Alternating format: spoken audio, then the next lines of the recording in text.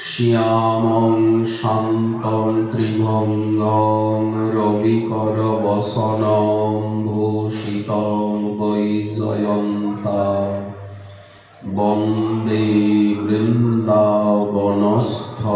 युवतिशतवृतं ब्रह्मगोपालवेशम् तप्तकाञ्चन गौराङ्गी राधे वृन्दावनेश्वरी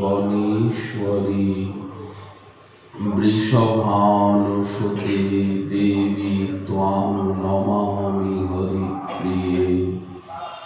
मूकं करोति वाचालं पङ्गुं लङ्घयते गिरिं यत्कृपातमहं वन्दे परमानन्दमाधवम्। वाञ्छाकल्पतरुभ्यश्च कृपासिन्धुभ्यैव च पतितानां पावनेभ्यो वैष्णवेभ्यो नमो नमः। हरिभक्तिपराये च हरिनामपरायणा दुर्वृत्ता वा सुवृत्ता वा तेषां नित्यं नमो नमः। नमो धर्माय महते नमः कृष्णाय वेधसे ब्राह्मणेभ्यो नमस्कृत्य धर्मान् वक्षे सनातनान्। नारायणं नमस्कृत्य नरं चैव नरोत्तमं देवीं सरस्वतीं व्यासं ततो जयमुदीरये। जय रूप सनातन भट्ट रघुनाथ श्रीजीव गोपाल भट्ट दास रघुनाथ। এই ছয় গোসাইয়ের করি চরণ বন্দন, যাহা হইতে বিঘ্ন নাশয় অভীষ্ট পূরণ। দুর্গমে পথিমেন্দ্রস্য স্থলপাদগতির্মোহ সৎকৃপা জ্যেষ্ঠিদামেন সন্ত সংখ্যবলম্বনম।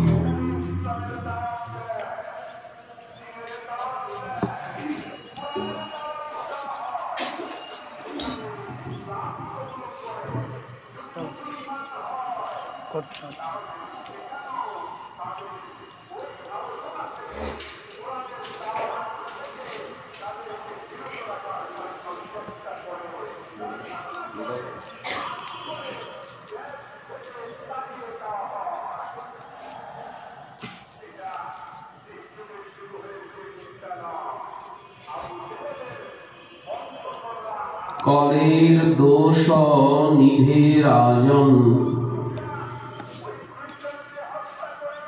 হস্তি এক মহান গুণ।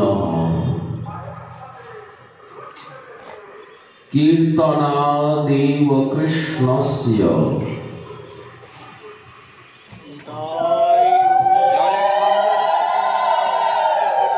মুক্ত সঙ্গ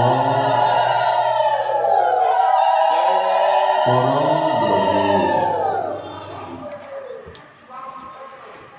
সর্ববেদান্ত সার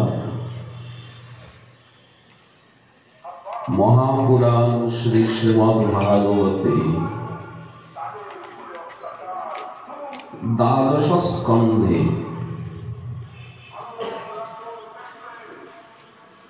কলিযুগের আগমনে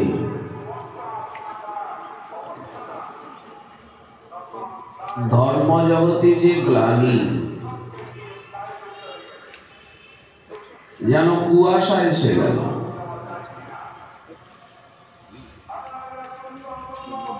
রাত্রি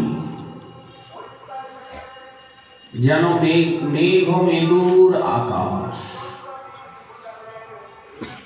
সবকিছু আচ্ছন্ন।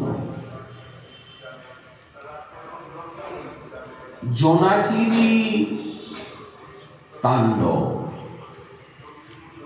বর্ষার মেঘাচ্ছন্ন রাত্রিতে চাঁদের আলো সূর্যের আলোর যখন অভাব, তখন পাতায় পাতায় লতায় লতায় বৃক্ষ বল্লরীতে জোনাকিনী কথাগতি। এটা কি? এই হচ্ছে উপধর্ম, ছল ধর্ম। ছোটখাটো একটা মতবাদ। সনাতন বৈদিক অনাদি অনন্ত ভাব বিরোধী বা আংশিক বা প্রতিবিম্ব, ধর্মের প্রতিবিম্ব বা আভাস, এই হচ্ছে জোনাকি। শুকদেব বলে শোনাচ্ছিলেন, উনি সর্বজ্ঞ, সবকিছুই ওনার মনোদর্পণে প্রতিবিম্বিত এবং বেদব্যাসের লেখনীতে পরিস্ফুট। যা লেখা আছে উনি বলে শুনিয়েছেন। শেষে বলছেন,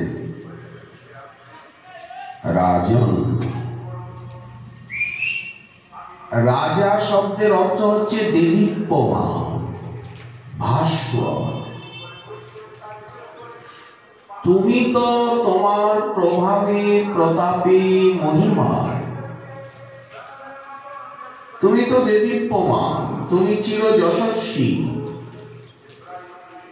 তোমার কীর্তি কৌমুদী দিগন্ত বিস্তারী। ততক্ষণ সত্যযুগ এসে গেছে। পরীক্ষিত রাজা হয়েছে বাহ্য দৃষ্টিতে, অর্থাৎ সত্য ত্রেতা দাপরের দৃষ্টিতে কলিতে সবকিছু দুষ্ট, দুরিত, মলিন, স্বচ্ছ নয়, অস্বচ্ছ। কিন্তু এক হি এব মহান গুণ অস্তি, একটাই। হিয়ের অর্থ হচ্ছে, হি মানে ই, একটাই।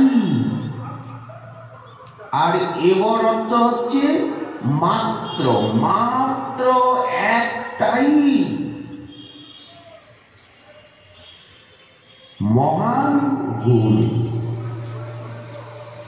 গুণ বললেই হয়ে যেত গুণ। কিরকম গুণ? মহান গুণ। ওর সমস্ত দোষকে শান্ত করে দিয়েছে। মানুষের ভিতরে হয়তো অনেক দোষ আছে, আমার ভিতরে, কিন্তু ঈশ্বরের সৃষ্টি এমন, ওর ভিতরে এমন একটা গুণ দিয়ে দিয়েছে যে গুণ আর কারো মধ্যে। এমন হয়, প্রায়ই হয়। ঠিক তেমনি কলির ভিতরে ওই প্রকার একটা মহান গুণ, একটাই মাত্র মহান গুণ। হে পার্থ, হে বৎস, যেটা পরিষ্কার সাদা রঙের স্বচ্ছ সত্য যুগে নেই। লাল টকটকে রক্তবর্ণ ত্রেতাতেও নেই, এমনকি সুনীল যে দাপর, দাপর যেন নীল রং, ত্রেতা যেন লাল, ভগবানও আসেন রক্তবর্ণ হয়ে, সত্যযুগ যেন সাদা ধবধবে।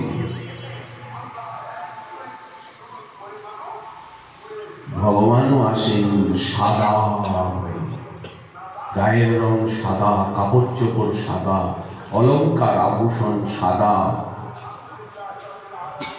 মানুষের মন বুদ্ধিও সাদা। শুক্লাম্বরং ধরং বিষ্ণু শশীবর্ণং চতুর্ভুজং।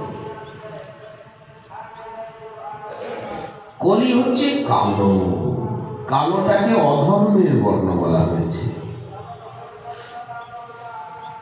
ওই জন্য ভারতীয় সনাতন ধর্মে কালো রঙের বেশি আদর নেই, ওটা অন্ধকারের প্রতীক। কলি হচ্ছে নিবিড় অন্ধকার, কলি ঘোর তিমিরে। কিন্তু রাজেন্দ্র,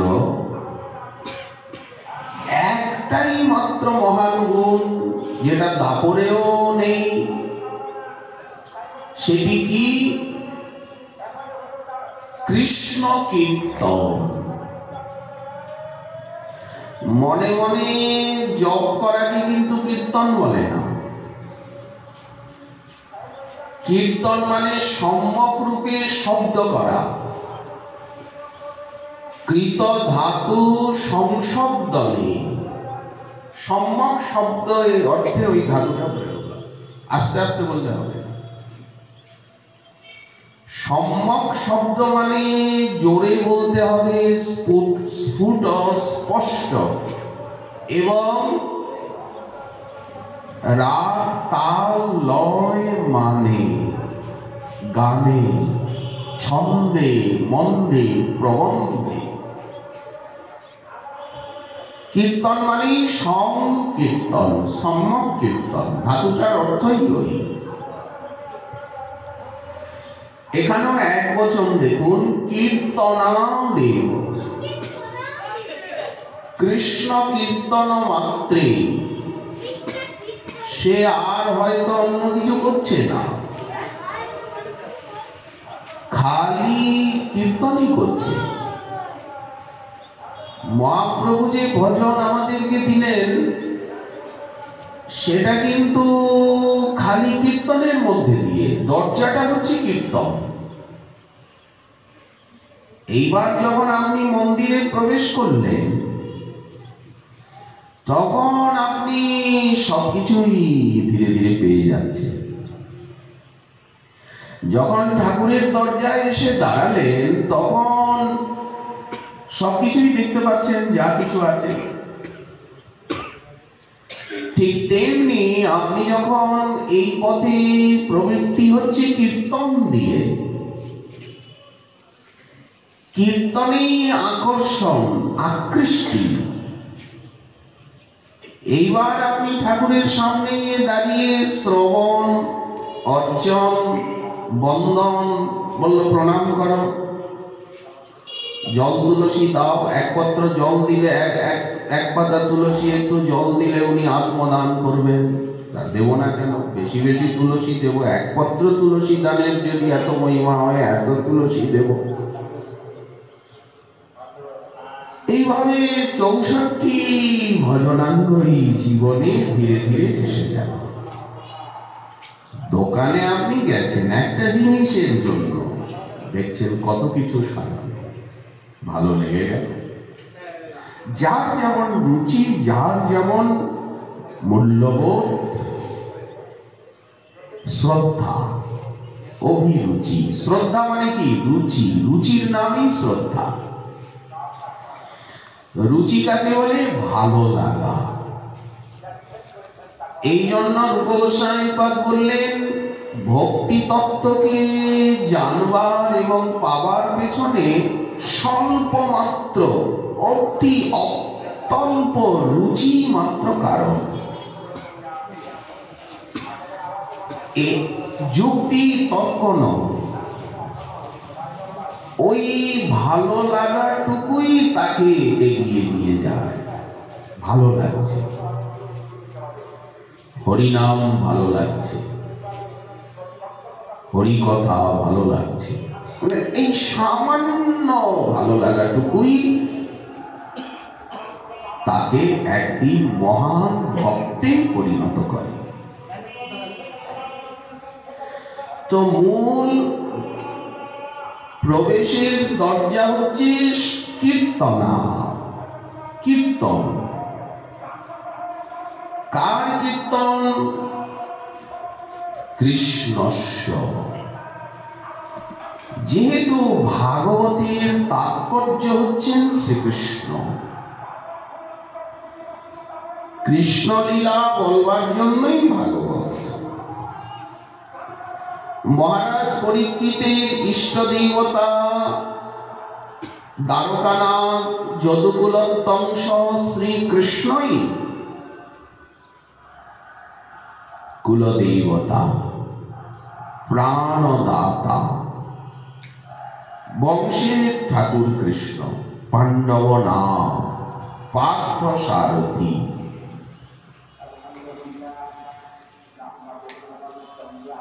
এই জন্য উনি কৃষ্ণলীলা শোনবার নিমিত্তই আকাঙ্ক্ষিত। 90টি অধ্যায়ে কৃষ্ণলীলা বলেছে, আর বাকি লীলাগুলো 1, 2, 3, 4, 5 অধ্যায়। কৃষ্ণস্য। এই সংকীর্তন আবার জিজ্ঞাসাইপাদ বললেন কীর্তন 4 প্রকার। এক নাম কীর্তন, খালি নাম, আর কিছু নেই। অনন্ত নাম, সহস্র নাম, লক্ষ নাম, শত নাম, যে কোনো নাম, যে কোনো অবতারের নাম। শ্রীমদ্ ভাগবত বললেন তৃতীয় স্কন্ধে 9ম অধ্যায় ব্রহ্মা স্তুতি করছে, সেখানে একটি শ্লোক এসেছে, যস্যাবতার গুণকর্ম বিড়ম্বনানি। যার, ভগবান কিন্তু এক, আমরা সনাতন ধর্মাবলম্বী, আমরা বহুর উপাসক নই। অনেকে বলেন আপনাদের ভিতরে বহু ঠাকুর, বহু ভগবান। না, একথা বেদ, শ্রুতি, পুরাণ, উপনিষদ, গীতা বলে না। ভগবান এক, আকাশ এক, পৃথিবী এক, চন্দ্র এক, সূর্য এক, সবকিছুই তো এক এক। আকাশ কি অনেকগুলো নাকি? সূর্য অনেকগুলো, চন্দ্র, পৃথিবী, বাতাস, জল দেখাচ্ছে, খালের জল, পুকুরের জল, নদীর জল, কিন্তু সমস্ত জলের মূল আশ্রয় তো সাগর, মহাসাগর। ঠিক তেমনি দেখাচ্ছে যেন জলাশয় আলাদা আলাদা, এই যে জল, কুয়োর জল, কিন্তু সমস্ত জলের অধিকরণ, যেমন জলনিধি, বারিধি, মহোদধি, সমুদ্রেরই তো জল। এই যে বৃষ্টি হচ্ছে, এই যে কুয়াশা, এও তো সমুদ্রেরই জল, বাষ্পকণা। বরফগুলো, হিমবাহ, ঝর্ণা, ঝর্ণাই সমুদ্রের জলই প্রাকৃতিক ভাবে উপরে বেগে ওই পাহাড়ের উপর থেকে ঝরঝর যুগ যুগ ধরে ঝরে পড়ছে, ফুরিয়ে যায় না। কই ঝর্ণা তো বন্ধ হয় না, কত যুগ চলে গেছে। গঙ্গা কত যুগ যুগ ধরে বইছে, বইছে, বইছে। কারণ সনাতনের সবকিছুই তো সনাতন, নিত্যের সবকিছুই তো নিত্য। এই জন্য ঈশ্বরে এই একত্বম অনুপশ্যতি, যখন ভক্তের মন একটা জায়গায় স্থির হয়ে যায়, এই একত্বকে অনুভব করে, তখন সমস্ত সমস্যার সমাধান হয়ে যায়। তার জীবনে আর কোনো প্রশ্ন নেই, সমস্যা নেই, কোনো সংকীর্ণতা নেই, কেবল স্বচ্ছতা, কেবল সাদাই সাদা। দেখুন সব জায়গায় এক বচন রয়েছে, यस्यावतार गुणकर्म विरम्बनानि, কিন্তু তার রূপে এসে বহুবচন দিয়ে দেওয়া হচ্ছে, বিরম্বনানি নামানি, এটা বহুবচন। তিনি এক, অথচ তার রূপ অনেক, তার নাম অনেক, তার লীলা অনেক, তার পরিজন অনেক। যেমন সম্রাট একজনই হন, কিন্তু সম্রাট পোশাক বদলায়, সম্রাট ভাব বদলায়, সম্রাটের লোকজন, দাস দাসী সব ভিন্ন ভিন্ন। সম্রাট সকালবেলা একটা কাপড় পরেন, আবার কিছুক্ষণ পরে রাধারানী যেমন কতবার কাপড় বদলাচ্ছেন, বেশ বদলাচ্ছেন, শ্রীকৃষ্ণ তাই। এইখানে আছেন, এখন যেমন বসন্ত ঋতু চলছে, এখন বাসন্তী রঙের কাপড় চোপড় পরে কুসুমিত অশোক কাননে, পলাশ ফুলের বনে, পুষ্প উদ্যানে, আম্র কাননে বিহার করছেন। আবির খেলা হচ্ছে, তখন লাল কাপড় পরেছেন সকলে। এখন আবির খেলা হবে। অরুণিত যমুনা, অরুণিত বৃন্দাবন, অরুণিত লতা, অরুণিত সবকিছু লাল হয়ে গেছে। ভালোবাসার রঙও লাল, প্রেমের রঙও লাল, ভ্রমরগুলো লাল, টিয়া পাখি লাল, ময়না লাল, কাকাতুয়া লাল, ফুলগুলো লাল, লতা লাল, ভূমি লাল, যমুনা লাল, রাধা মাধব পরেছেন লাল কাপড়, লাল শাড়ি, পিচকারি আছে, লাল রঙের জল, নীল রঙের জল, হলুদ জল। এগুলো কি বললেন? চন্দন গোলা জল, আতর গোলা জল, কস্তুরী গোলা জল, সব সুগন্ধিত বস্তু। হলুদ গোলা জল, কেশর গোলা জল, আবার গুঁড়ো রয়েছে ছড়বার জন্য। তারপরে এই বসন্তকালে গোলাপ বেশি ফুল ফোটে, পাটলি পটল। এইবার গোলাপের ফুল বাংলায়, গোলাপের ঝুলনায় হিল আন্দোলিত হচ্ছে। গোলাপের বাগানে সবকিছু গোলাপ এইবার ঝুলছে। খেলা খেলা। একটু পরেই যখন আবার এইসব খেলা খেলে, লাল রঙের ফলের রস, এই আপনার আঙুরের রস, বেদানার রস, সব লাল, নানা রঙের ফলের রস আস্বাদন করছে, সেবা করছে, সব সব লাল কাপড় পরা। বাসন্তী তো সব বাসন্তী। ও মা, একটু পরেই যখন গ্রীষ্ম ঋতু বনে গেছে, তখন সব সাদা। দেখুন রাধা মাধব কিরকম ক্ষণে ক্ষণে বেশ বদলাচ্ছেন, ভাব বদলাচ্ছেন। একটু পরেই হাঁটতে হাঁটতে, ঘুরতে ঘুরতে যখন গ্রীষ্ম ঋতু বনে গেছেন, তখন সব সাদা, কাপড়ও সাদা, অলঙ্কারও সাদা, আভূষণও সাদা। ফুলের বাংলা, জুঁই চামেলির বাংলা, বেলি ফুলের ফুলের বাংলা, সেইখানে সেখানে ফোয়ারা, জলের ফোয়ারা, সেখানে আদর জল কস্তুরী জলে ছিড়কাও হচ্ছে, জল কণা সর্বত্র। দেখুন সব সাদা। এই সঙ্গে সঙ্গে বর্ষা ঋতু বনে এসেছেন, তখন রাধা মাধব কাগজ জগৎ যা পড়েছেন, সবাই যা পড়েছে সব সবুজ। বর্ষা ঋতুর রং হচ্ছে সবুজ, গাছপালা বন সব সবুজ। এইবার এই আপনার বকুল ফুলের সাজসজ্জা, সবকিছু বকুল ফুল, বকুল ফুলের ফুল বাংলা। এবার কদম্ব ফুলের ফুল বাংলা।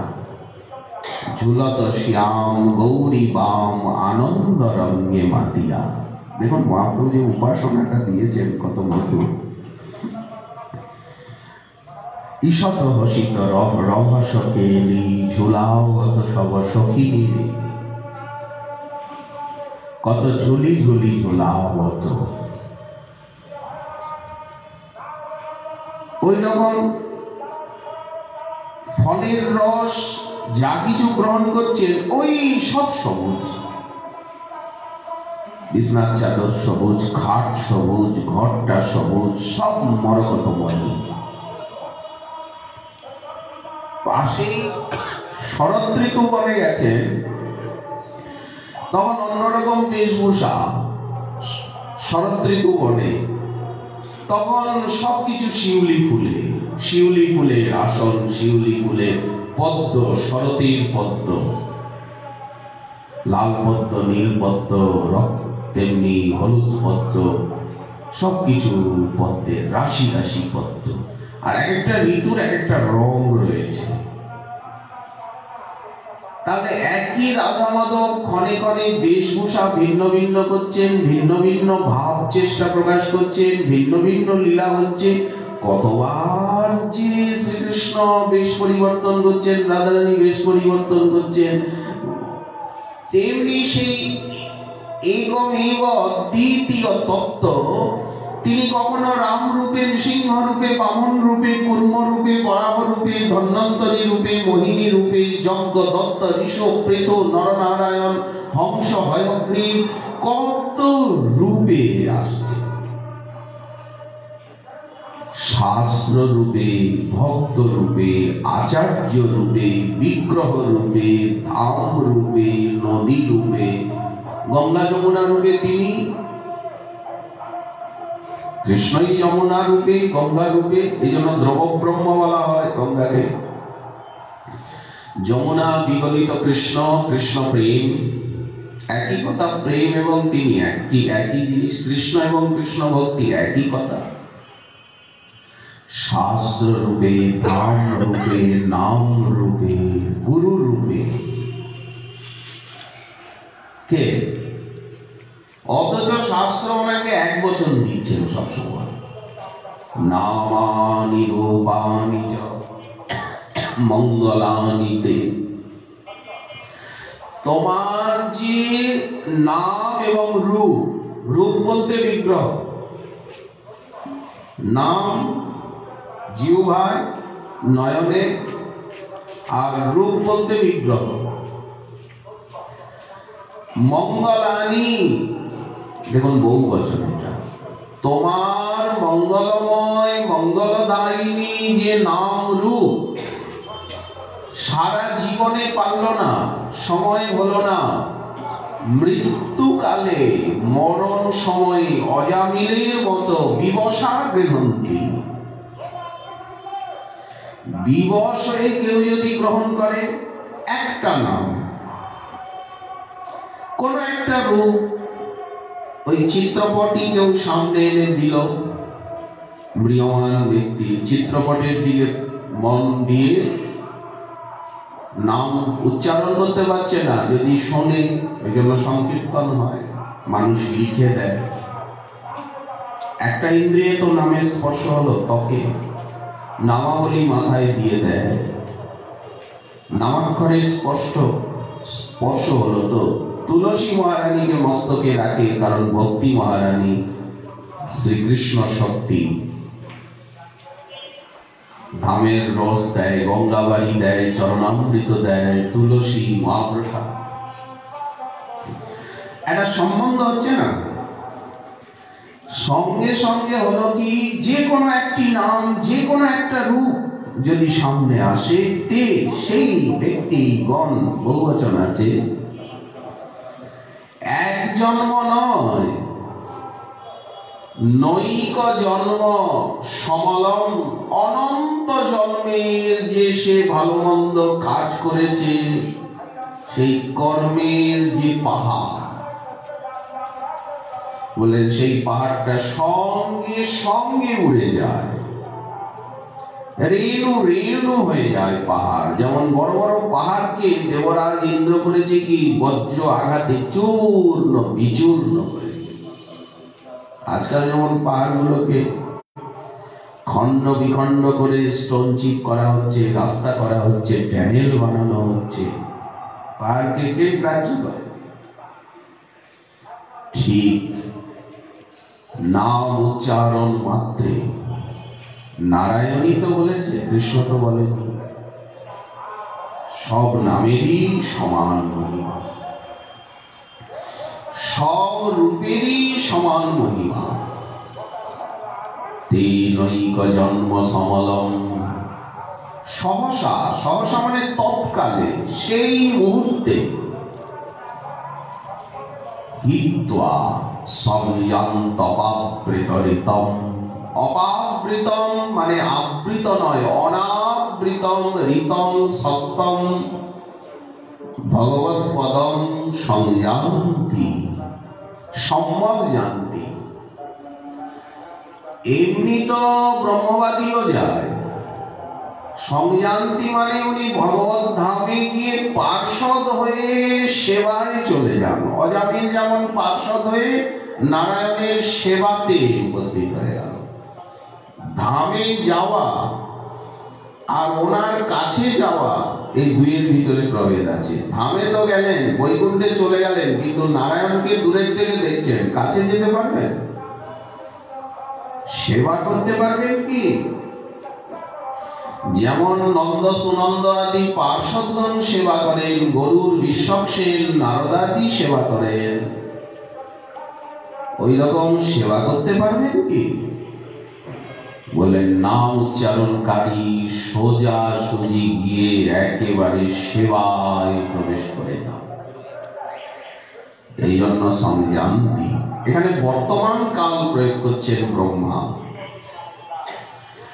কবে সৃষ্টির আদিতে উনি হাজার হাজার বছর তপস্যা করে মহাবিষ্ণুর সাক্ষাৎকার পেয়েছিলেন, স্তুতি তো আজকের নয়। অথচ যখন ক্রিয়াপদ প্রয়োগ করছেন, তখন বর্তমান কাল প্রয়োগে উনি জানাতে চাইছেন যে এই বিধিটি চিরকালের জন্য,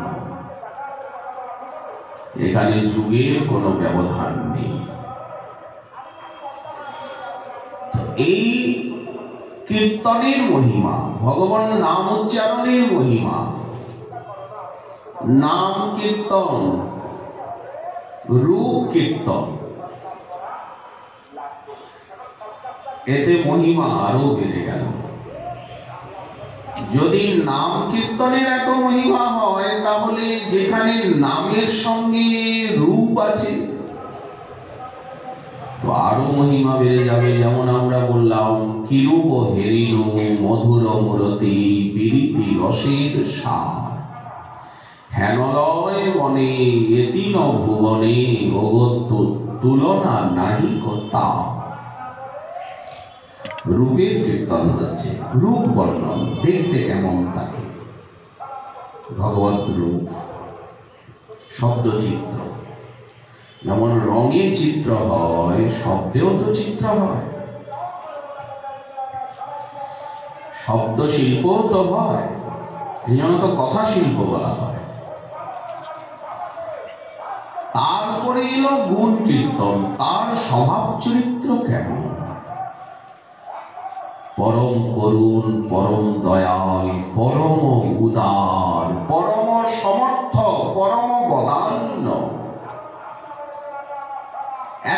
প্রণাম করলেই উনি নিজেকে বিক্রি করে দিচ্ছেন এক পাতা তুলসীর বিনিময়ে। এতটা উদার ব্যক্তি। যেমন বলি মহারাজ এতটা উদার, বললেন আপনাকে দিয়েছি বলেছি 3 পদ ভূমি, তো দেবই দেব। গুরুদেব বললেন এ ব্রাহ্মণ নয়, ব্রাহ্মণকে দান করা শাস্ত্রের বিধি। শাস্ত্র বলেছে ব্রাহ্মণকে দেবে, আবার শাস্ত্রজ্ঞ ব্রাহ্মণকে দেবে, সাধন পরায়ণ ব্রাহ্মণকে দেবে। মহিমা বেড়ে যাচ্ছে। তুমি না করে দাও, এ ব্রাহ্মণ নয়। তুমি এখানে ব্রাহ্মণকে দান করতে বসেছ, এ লোকটা ব্রাহ্মণ নয়। কে বলেন? ব্রহ্মণ্য দেব। ব্রাহ্মণগণ যার আরাধনা করেন তিনি বলেন হ্যাঁ হ্যাঁ। তো তিনি আমার কাছে সাধারণ 3 নিজের পা দেখিয়ে বলছেন এতটুকু এতটুকু পায়ের 3টে পদক্ষেপ, এতটুকু কতটুকু গুরুদেব আমাকে কেন নিষেধ করছেন? সারা ত্রিভুবনের মালিক আমি ইন্দ্র, ত্রিভুবনের ঈশ্বর। শুক্রাচার্য বলেন মাথা মুন্ডু। এ বিষ্ণু বলেন অদিতির পুত্র হয়ে জন্মেছে, ইন্দ্রের ছোট ভাই, এই জন্য এ হচ্ছে উপ ইন্দ্র। যেমন বলে উপমন্ত্রী, উপ সভাপতি বলেন ওকে উপ ইন্দ্র, এই জন্য এর নাম এখন উপেন্দ্র। সে যেই হোক না কেন গুরুদেব, বলে ফেলেছি, একটা কথার দাম আছে, দেবই আমি একে। দেখুন কতটা উদার। শুক্রাচার্য অনেক বোঝালেন, এমনকি না বুঝিয়ে পেরে উনি রেগে গিয়ে অভিশাপ দিয়ে দিলেন যে আমি তোমাকে ইন্দ্রাসনে বসিয়েছি, আমরা সকলে মিলে আমাদের কথাকে তুমি লঙ্ঘন করছো, আমার কথাকে লঙ্ঘন করছো, যাও সমস্ত সম্পত্তির থেকে তুমি চ্যুত হয়ে যাও, শ্রীভ্রষ্ট হও। উনি হাসছেন, গুরুদেব রাগ করছেন, আমার বিচারে তো আমি কোনো অন্যায় করিনি। ঠিক আছে, উনি নিজেই বুঝতে পারবেন যে উনি ভুল করেছেন। শেষে শুক্রাচার্য করলেন কি, কমণ্ডলুর ভিতরে চলে গেছে, জল আর পড়ে না, জল পড়ে না। সংকল্প করতে গেলে তো মন্ত্র উচ্চারণ করবে। তখন তো বামনদেব বললেন হয়তো কিছু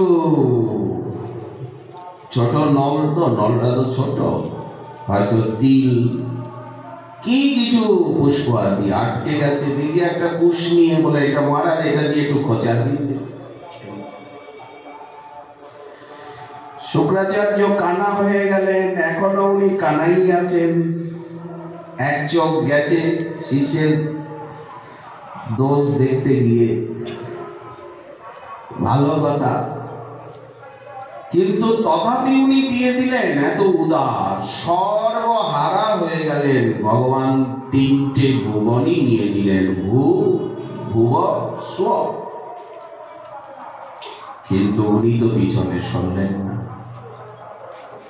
ওনাকে বাধা হলো, অপমান করা হলো, ভগবান অনেক কটূক্তি করলেন, তুমি মিথ্যাবাদী, তুমি দাম্ভিক, দিতে পারলে না, 2 পায়েই সবকিছু নিয়ে নিলাম, আরো দাও, আরেকটা পা কোথায় রাখবো। ত্রিবিক্রম হয়ে গেলেন, বিশ্বরূপ প্রকাশ করলেন।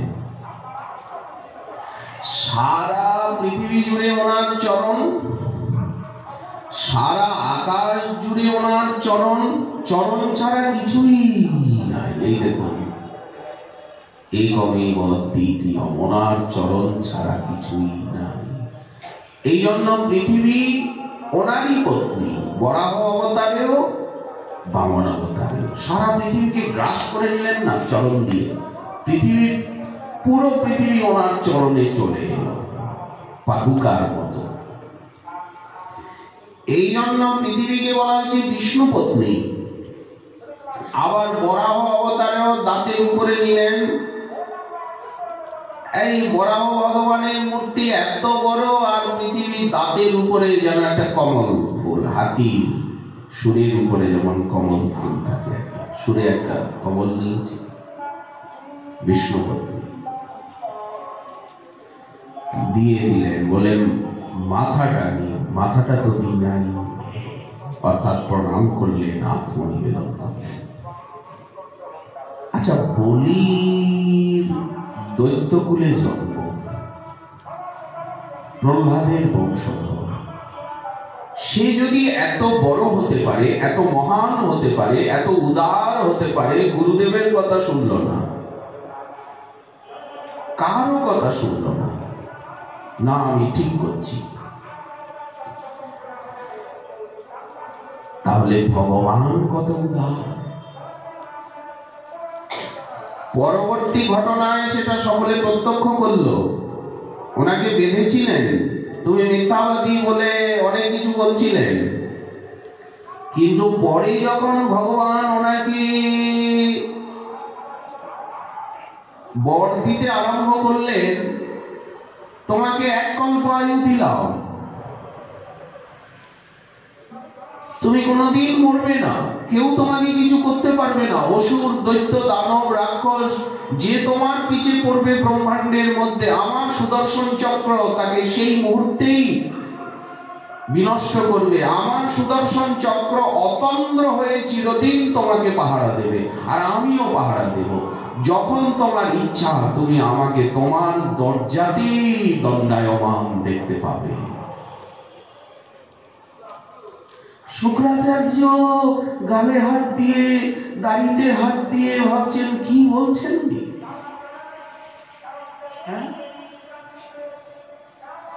আমি মৃত সঞ্জীবনী বিদ্যা লাভের জন্য কত শত শত বৎসর তপস্যা করেছি, আর উনি বলছেন বলির কোনোদিন মৃত্যুই হবে না।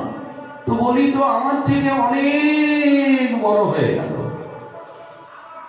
হ্যাঁ, দাড়িতে হাত বোলাচ্ছেন, চোখ তো গেছেই।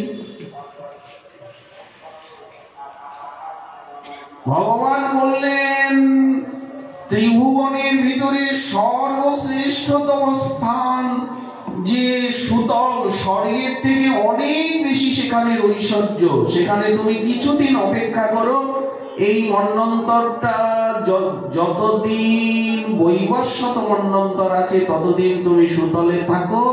যেই এর আগে সাবর্ণী মন্বন্তর আসবে, তোমাকে আমি নিজে ইন্দ্রের আসনে বসিয়ে দেব, আমি তোমাকে ইন্দ্র বানিয়ে দেব। তুমি ৭১ দিব্য যুগ, অর্থাৎ ৭১টা সত্য, ৭১টা ত্রেতা, ৭১টা দাপর, ৭১টা কলি ব্যাপী তুমি ইন্দ্র হয়ে ত্রিভুবনের শাসন করবে।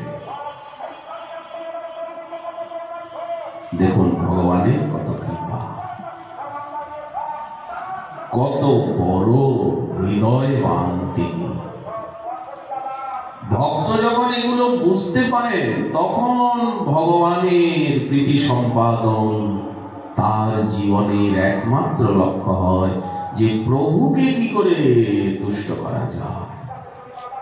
তস্মিন তুষ্টে জগৎ তুষ্ট, তিনি তুষ্ট হলে জগৎ আপনি তুষ্ট হয়। প্রীতি প্রীতম জগৎ, তিনি প্রীত হলে জগৎ আপনি প্রীত হয়। তার দৃষ্টান্ত যেমন দ্রৌপদী, আমি বড় ক্ষুধার্ত, দ্বারকার থেকে আসছি, আমায় তুমি কিছু খেতে দাও। বলেন এই বিপদে পড়ে গেলাম, একে তো একদিকে দুর্বাসা ১০,০০০ ব্রাহ্মণ নিয়ে এসেছে, এই জন্য আমি কেঁদে কেঁদে তোমায় ডাকছি, আর এর মধ্যে তুমি আবার এসে আমায় দুঃখ দিলে, তুমিও ক্ষুধার্ত।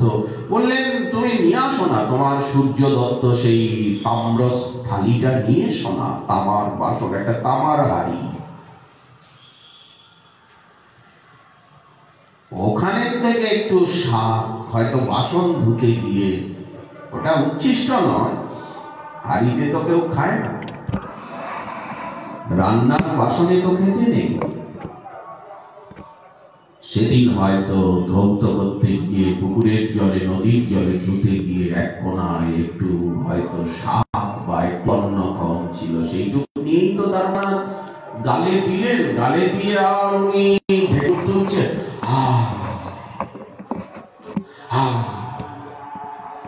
ওনার পেট খুলতে আরম্ভ করেছে। এদিকে দুর্বাসা 10,000 শিষ্য নিয়ে স্নান করছিল নদীতে, তর্পণ করছিল, ধ্যান করছিল, যা করছিল। ব্রহ্মার নাতি উনি, ওনারও পেট ফুলে গেল, আই ঢাই করছে সবারই। আর এলোই না, পালিয়ে চলে গেল অন্য রাস্তা দিয়ে। বলে এসেছি এত রান্নাবাড়ি হয়েছে, যাজ্ঞসেনী দ্রৌপদী রান্না করেছে না জানি কত রকম।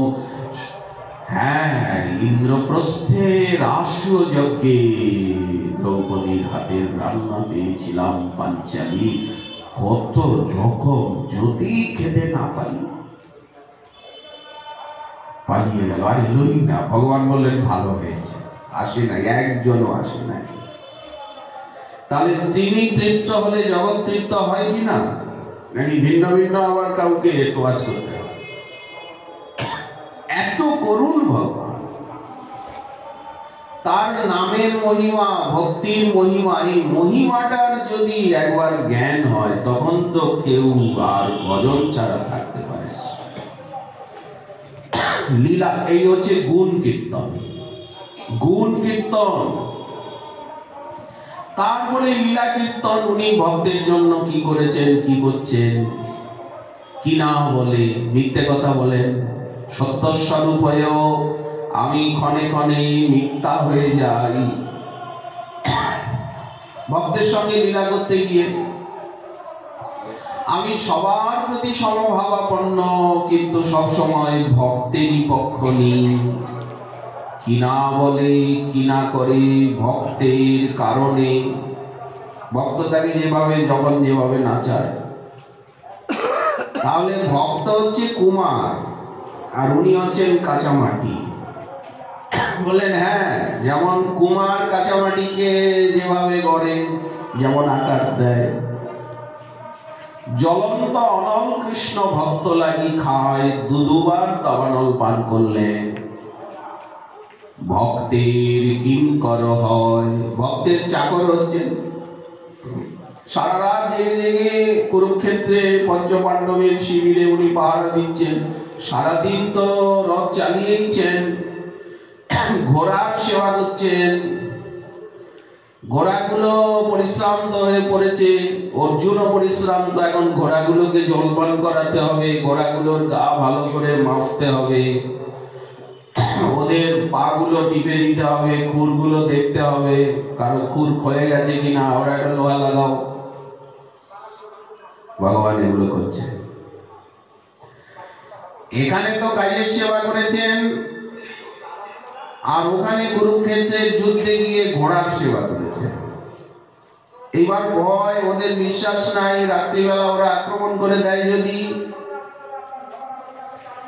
যতদিন ভীষ্ম পিতামহ সেনাপতি ছিলেন, উনি অধর্ম যুদ্ধ করতে দেননি।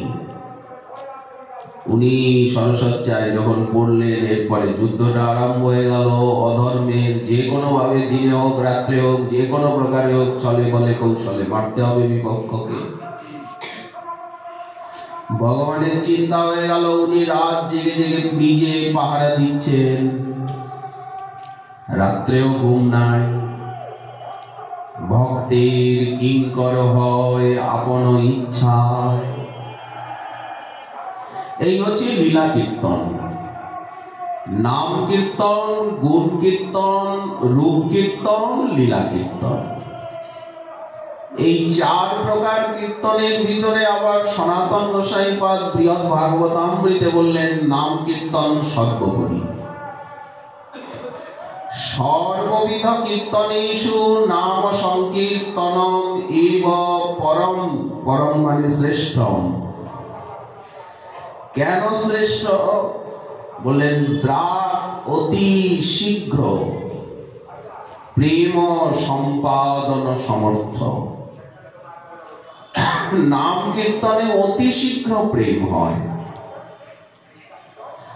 আর ভগবানেরও তদ্বিষয়মতি হয়। আমার নাম উচ্চারণ করেছে মানে আমার, ভগবান মনে করেন যে আমার নাম করছে মানে আমার, তাহলে আমার নাম করবে কেন? হ্যাঁ,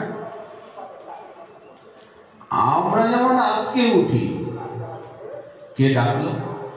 হ্যাঁ, কে আমাকে ডাকলো? ভগবানও তেমনি চকিত চমকিত হয়ে ওঠেন ভক্ত যখন বলে হারাম হারাম। হ্যাঁ, আমাকে ডাকছে।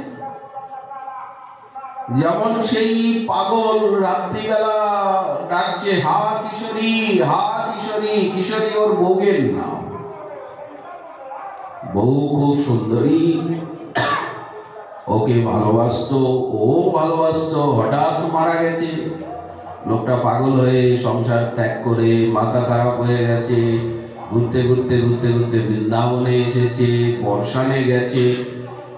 তো যাই হোক, খাওয়া দাওয়া তো মিলেই যায়। হয়তো কোনো বারান্দায় রোয়াকে পড়ে আছে পাগল, আর রাত্রিবেলা বউয়ের কথা মনে পড়েছে, তখন হা কিশোরী, হা কিশোরী বলছে, কাঁদছে।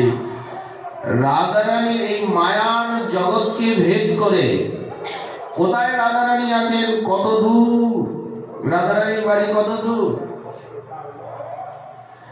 কিন্তু মায়ার জগতের ওপারে মাঝখানে তো বিশাল সমুদ্র। এখানে থেকে চিৎকার দিলে কি ওই আমেরিকায় কানাডায় শব্দটা যাবে? মাঝখানে যে বিশাল সাগর, এখানে আপনি যদি আওয়াজ করেন সেটা কি ওই রেঙ্গুনে যাবে? তো তাই কিন্তু মায়ার জগৎ ভেদ করে ওপারে রাধারানীর কানে চলে গেছে। হ্যাঁ, রাধারানী বলছেন ললিতে কে হা কিশোরী, হা কিশোরী বলে? এই যে আওয়াজ আসছে, জগতের থেকে আওয়াজ আসছে। ললিতা দেবী কান পাতলেন। ওরা তো সঙ্গীতের মূর্তি, ওদের ভ্রম হয় না। বললেন তোমাকে ডাকছে না, একটা পাগল। তোমার বাড়িতে বসে, আমার বাড়িতে বসে আমাকেই তো এইভাবে সকলে ডাকে। আর কে ডাকে? কিশোরী বলতে আর কে আছে এখানে? আমি তো। ললিতা বলছেন না না, তুমি নয়, ওর ধর্মপত্নীকে ডাকছে। বলে তা আমি জানি। ওই দেখ, ওই ওই আওয়াজ আসছে, ওই ওকে নিয়ে এসো, আমি ওকে দেখতে চাই। সাধন ভজনের অপেক্ষা রইল। একটা রাস্তার ভিখারিকে সম্রাট যদি বলে ওকে নিয়ে এসো, তো ওই যে রাস্তায় পড়ে আছে, বলি ওটা একটা পাগল, নিয়ে এসো না, যা বলছি শোনা, যাও। ললিতা দেবী কি করবেন? নিয়ে এলেন। আচ্ছা, পাগলকে ওই দেহে ওইভাবে তো রাধারানীর কাছে নিয়ে যাওয়া যায় না। যে দেহে, যে ভাবে, যে রূপে রাধারানীর কাছে নেওয়া যায় সেই পোশাক পরিয়ে সেই রূপেই নিয়ে গেল। অর্থাৎ সচ্চিদানন্দময় দেহ দিয়ে তাকে নিয়ে গেল। এই হচ্ছে ভজনাভাস, নামাভাসের মহিমা। আভাস মানে কি? ওটা তো নাম নয়, নামাক্ষর বাহিরায় বটে নারায়ণ, কিন্তু এটা নাম নয়। বলে নাম নয় কি? ভগবানেরই তো নাম, পুত্র উপচারিত নাম। তেমনি এটাও নামাভাসের দৃষ্টান্ত, ভজনাভাসের দৃষ্টান্ত। একটা পায়রা, তাকে এক শিকারী তীরবিদ্ধ করেছে, পায়রাটাকে, কবুতর। পায়রাটা করলো কি? মন্দিরেই থাকতো, সে উড়ে বা বাইরে কোথায় দেওয়ালে ছিল, তখন তীরবিদ্ধ হয়ে আঘাত পেয়ে সে উড়ে মন্দিরের উপরটা ঘুরে পড়ে গেল। তখন তার যে প্রদক্ষিণের মহিমা, এই যে হরি মন্দির প্রদক্ষিণ, এই যে ঘুরল, 3 বার হোক, 4 বার হোক, 7 বার হোক, যে ঘুরল, তাতে তার এই যে ঘোরাঘুরি, আমরা যে ঘুরছি নানা জনই সদা ফিরে, এই যে 84 লক্ষ জনিতে নাগরদোলায় ঘুরছি, এই ঘোরাঘুরিটা শেষ হয়ে ঘুরলে ভগবত মন্দিরে প্রবেশ করলে আর মাতৃগর্ভে প্রবেশ করতে হয় না। গঙ্গায় স্নানের জন্য নামলো লোকে, গঙ্গায় ভিতরে বলেন আর মায়ের পেটে ঢুকবে না। পেটে ঢোকা তো যন্ত্রণা, আগে নিঃশ্বাসের দ্বারা, খাদ্যের দ্বারা বাবার দেহের মধ্যে গেল, 10 মাস 10 দিন মায়ের গর্ভে, বলেন এই গর্ভে প্রবেশটা বন্ধ হয়ে গেল। বলে কেন? বলেন গঙ্গার জলের ভিতরে যে প্রবেশ করেছে তাকে আর মাতৃগর্ভে সেই অন্ধকারাচ্ছন্ন ঘুটঘুটে অন্ধকার অন্তরাবলিতে আবদ্ধ এইভাবে একেবারে মাথাটা এইরকম হাঁটুর সঙ্গে মাথাটা লেগে আছে, ওখানে জায়গাটা তো কম, অন্দ্রাবলীর আবেশ বলেন এই দুঃখটা আর তাকে ভোগ করতে হয় না। কেন? বলেন মন্দিরে প্রবেশ করেছে, গঙ্গার জলে প্রবেশ করেছে স্নান করার নিমিত্তে। এতটা মহিমা। তো নাম সংকীর্তন সর্বোপরি এবং সবার জন্য সরল পন্থা। ভক্তি তো এমনি সরল সবার জন্য, ভক্তি তো আকাশের মতো, বাতাসের মতো। বাতাসে যেমন সবার অধিকার, সূর্যের আলোয়, বৃষ্টির জলে সবার সমান অধিকার, তেমনি ভক্তিতে সবার সমান অধিকার। ভাগবত বললেন কিরাত, যত রকম বিশ্বে মানুষ আছে, বিশ্বে তো অনেক রকম মানুষ আছে, বৌদ্ধ, জৈন, শবর, ম্লেচ্ছ, কিরাত, হুন, আন্ধ্র, পুলিন্দ, পুলকশ, আভির, কঙ্কর, খস, যবন, এত জাতের মানুষ আছে। সনাতন ধর্মাবলম্বীদের নাম নেওয়া হয়নি। শুকদেব বললেন আরো যত পাপ জাতি রয়েছে, ব্যাদ সে শিকারী করছে, ঘাতক, জল্লাদ, যেমনি চ পাপা, এই পৃথিবীতে যেখানে যত পাপী মানুষ রয়েছে, বলেন মানুষ কি বলেন? যে কোনো প্রজাতি, এমনকি বন মানুষ পর্যন্ত, বন বেড়াল পর্যন্ত, এমনকি কুকুর ছাগল গুলো পর্যন্ত, মহাপ্রভুর পার্ষদরা কুকুর ছাগলকে বলছে, কুকুর তো নাম নেই, কুকুর তো ভজন করে, এই কথা আর কি, কুকুর হরিণের কথা ছেড়ে দিন, এরা তো ভালো। শিয়াল গুলোকে পর্যন্ত সংকীর্তনে, শিয়ালে লওয়ান নাম সংকীর্তন স্থানে বৈষ্ণব, শিয়াল গুলো পর্যন্ত কীর্তনের টানে চলেছে। কুকুরের দল তো পিছনে চলেই, হরিণের দল চলেই, শিয়াল গুলো চলে এসেছে। ঝাড়খণ্ড পথে বনের ভিতরে যে সমস্ত সাধু মহাত্মারা থাকেন, এখনো আছেন, তাদের কাছে বাঘ আসে, ভালুক আসে, ভালুককে হাতে রুটি খাওয়ান। এমন এক মহাত্মা নর্মদার তটে গিয়ে, এমন এক মহাপুরুষ, বাঙালি শরীর, উনি ছিলেন সেখানে, রোজ চারিদিকে জঙ্গল বন গভীর, এখনো ভালুক চলে আসে, উনি ভালুককে রুটি খাওয়ান। এমনও সাধু পুরুষ এখনো আছে। যে কোনো মুহূর্তে সাপ আসতে পারে, যে কোনো মুহূর্তে বাঘ আসতে পারে, কিছু আসতে পারে। সাধারণ একটা বেড়ার ঘরে, তাঁবুর ঘরে থাকে, যে সব দিকে খোলা, বর্ষায়ও গ্রীষ্মেও। এমনও সাধু মহাত্মা আছে, মনে কোনো ভয় নাই, ডর নাই, এর বাইরে চলে গেছেন ভয় ডরের। এমনও সব মহাত্মা এখনো রয়েছেন পৃথিবীতে। মহাত্মা চিরদিন আছেন, চিরদিন থাকবেন, এরা তো নিত্য বস্তু। যেমনি চ পাপা, যদপাশ্রয়াশ্রয়া, ভগবানের ভক্তের আশ্রয়, তার আশ্রয়, তার আশ্রয়, তার আশ্রয়। যদি সে ভক্তের আশ্রয় নিয়েছে, যে তার আশ্রয় নেয়, তার আশ্রয় নেয়, তার আশ্রয় নেয়, এটা তো সিঁড়ি না।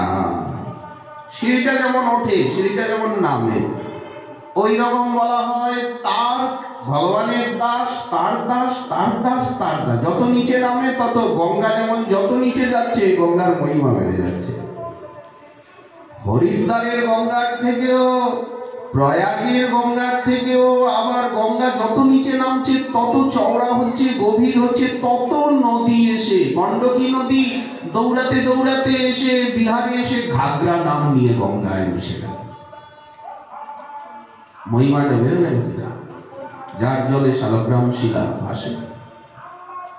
পুরো নেপালের থেকে নদীটা তিব্বতের থেকে নেমে দৌড়াতে দৌড়াতে দৌড়াতে দৌড়াতে বিহারে এসে ঘাগরা নাম নিয়ে আর গঙ্গায় মিশে গেল।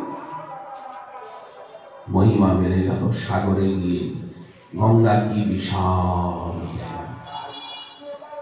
আবার একটা শাখা ফারাক্কার থেকে ধুলিয়ানের কাছে এসে পদ্মা হয়ে 3 ভাগ জল গঙ্গার তো পদ্মাতেই চলে যাচ্ছে।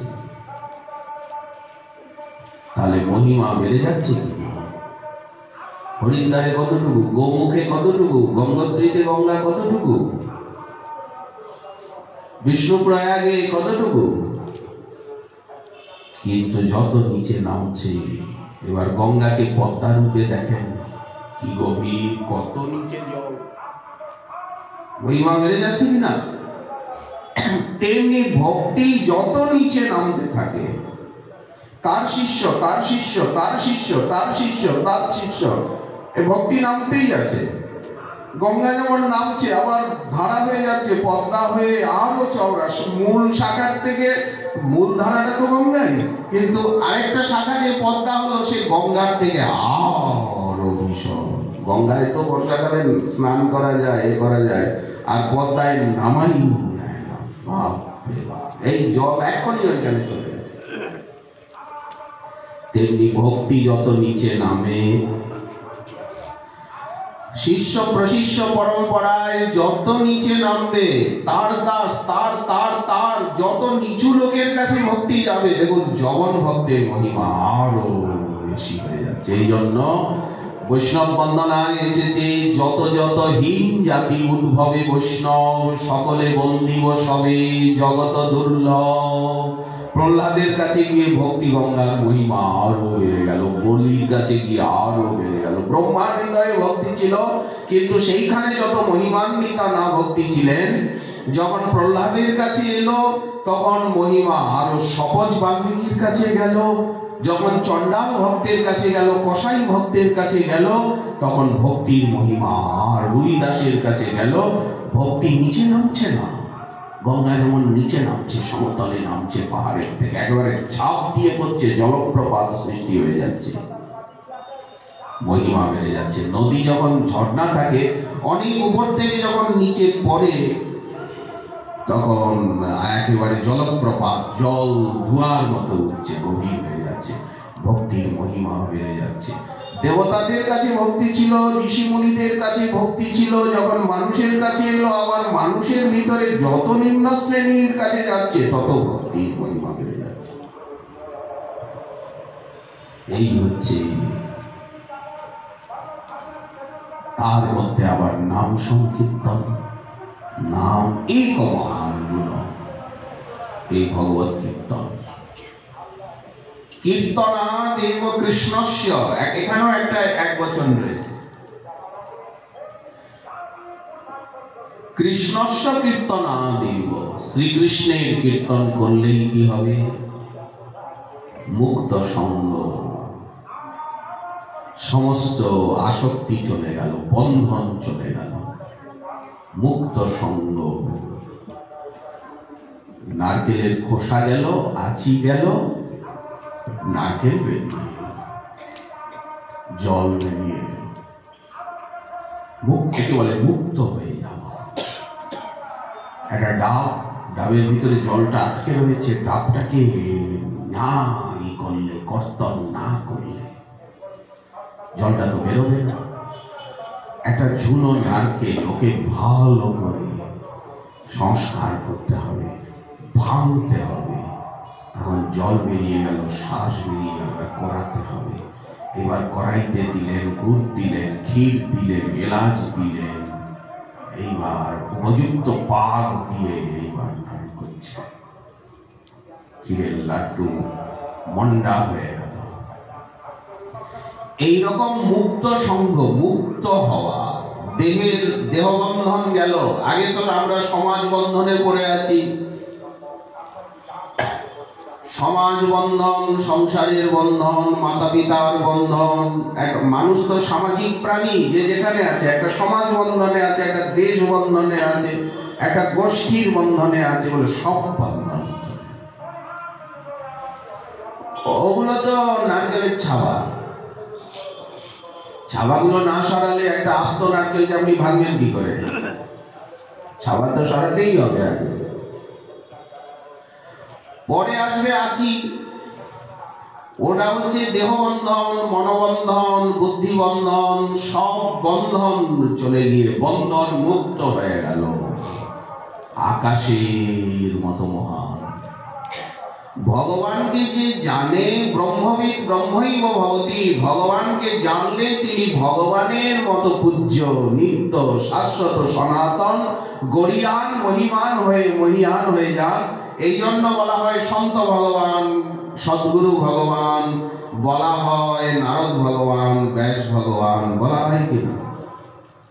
এরকম বলা হয়। তোমরা যদি ভগবান নাকি, উনি তো এক। বললেন না, ওনার মতো মহিমান্বিত, প্রভাবান্বিত হয়ে যান, মানে মুক্ত হয়ে গেল। এই মুক্তাবস্থার সূচনা করতে গিয়েই ও পূজ্য অর্থে ভগবান এবং তার ভক্ত অভেদ, তাকে জানলেই তার হওয়া যায়। এই জন্য ওনাদেরকে ভগবানের মতো সম্মান পুজো করা হয়। যে নারদ কি বলা হয়, শঙ্কর ভগবান, কয়টা ভগবান আছে? ব্যাসদেবকেও বলছেন, নারদকেও বলছেন। বললেন না, ভগবানের মতো ওনারা সম্মাননীয়, পূজনীয়, প্রভাবী ব্যক্তি। এক কথা, ব্রহ্মবিদ ব্রহ্মই ভগবতী, ভগবানকে জানলে তার জীবনে ভগ এসে গেল, ভগবানের ঐশ্বর্য এসে গেল। এই কথাটাই উপনিষদের মন্ত্রে আসছে, জ্ঞাত্বা দেবম সর্বপাশাপহানি। অষ্টপাশ চলে গেল, সরণী চলে গেল, ক্ষীণই ক্লেশই, সমস্ত ক্লেশ ক্ষয় হয়ে গেল, কোনো ক্লেশ নাই, মুক্ত সর্বপরিক্লেশ। জন্ম মৃত্যু বন্ধ হয়ে গেল, আর জন্ম নাই, মৃত্যুও নাই। তো পার্ষদরা যে আসছেন যাচ্ছেন, বলেন পার্ষদরা আসেন যান, কিন্তু আমাদের মতো জন্মের মৃত্যুর কষ্ট তাদের হয় না। দুটো দেহ চলে গেল, দুটো দেহ মানে এই রক্ত মাংসের একটা দেহ, আর ভিতরে মন রূপী একটা দেহ। আমাদের ভিতরে আরেকটা দেহ আছে, সেটা হচ্ছে মন। দুটো দেহ নষ্ট হয়ে গেল, একটা তৃতীয় দেহ ভেদে একটা তৃতীয় দেহ, সূক্ষ্ম দেহ, চিন্ময় দেহ লাভ হলো। ওই চিন্ময় দেহটা এমন, ওই দেহটা নিয়ে সবকিছু উনি দেখতে পাচ্ছেন, শুনতে পাচ্ছেন, করতে পাচ্ছেন, যেতে পাচ্ছেন। তৃতীয় দেহ ভেদে বিশ্বৈশ্বর্যং প্রাপ্য কেবলাপ্তকাম, উনি আত্মকাম হয়ে গেলেন। এই হচ্ছে মুক্ত সঙ্গ, প্রেম পেয়ে গেলেন, পার্ষদ হয়ে গেলেন। অজামিল যেমন পেয়ে গেল, হয়ে গেল, এবং কত পেয়েছে, খালি কি একটা অজামিল নাকি? ভাগবতে কোটি কোটি অজামিল পেয়েছে, পাচ্ছে, পাবে। কোটি কোটি জলাই মাদাই পেয়েছে, পাচ্ছে, এবং অদূর ভবিষ্যতে পাবে। যত দিন যাবে তত পাওয়াটা দানও বাড়বে, পাওয়াও বাড়বে। আমরা মনে করছি যেন কমে আসছে, কমে আসছে না। এখন রাত্রি হচ্ছে, দ্বিতীয় প্রহর হলো তৃতীয় প্রহর, কিন্তু এ কথার অর্থ এই যে রাত্রি যত বাড়ছে তত সকালও তো এগিয়ে আসছে। আমরা যদি ধর্মের গ্লানি দেখতে পাই, বুঝতে হবে যে না, ধর্ম সূর্য উদিত হবে। রাত্রিটা যত গভীর হয় ততই তো সকালটা শীঘ্র হয়ে আসে না। ভক্তি কমছে না, ভক্তি বাড়ছে, দিন দিন ভক্ত বাড়ছে, সবকিছু বাড়ছে, অথচ একটা ভ্রম হচ্ছে যে না কমে যাচ্ছে, না কমে যাচ্ছে। তো কমে যাচ্ছে এ কথার অর্থ যত বেশি গরম পড়ছে, এ কথার অর্থ এই যে তত বেশি বর্ষা কাছে আসছে। যত বেশি গরম হয়, ব্যবসা বা এই নিম্নচাপ বাষ্পীয় চাপ সৃষ্টি হয়, ততই তো ঝড় তুফান আসে, মেঘ আসে। এটাই তো সৃষ্টির নিয়ম। অভাবের থেকেই তো ভাব, অন্ধকারের থেকেই তো আলো, দুঃখের পিছনেই তো সুখ। এটাই তো নিয়ম। জগতে একটা তো থাকবে না, দুটো থাকবে। চক্রবৎ পরিবর্তনতে সুখা নিচ দুঃখা নিচ। কোনোদিন চিরদিন দুঃখ থাকবে না, সুখ আসবে। আবার কোনোদিন সুখ চিরদিন থাকবে না, দুঃখ আসবে।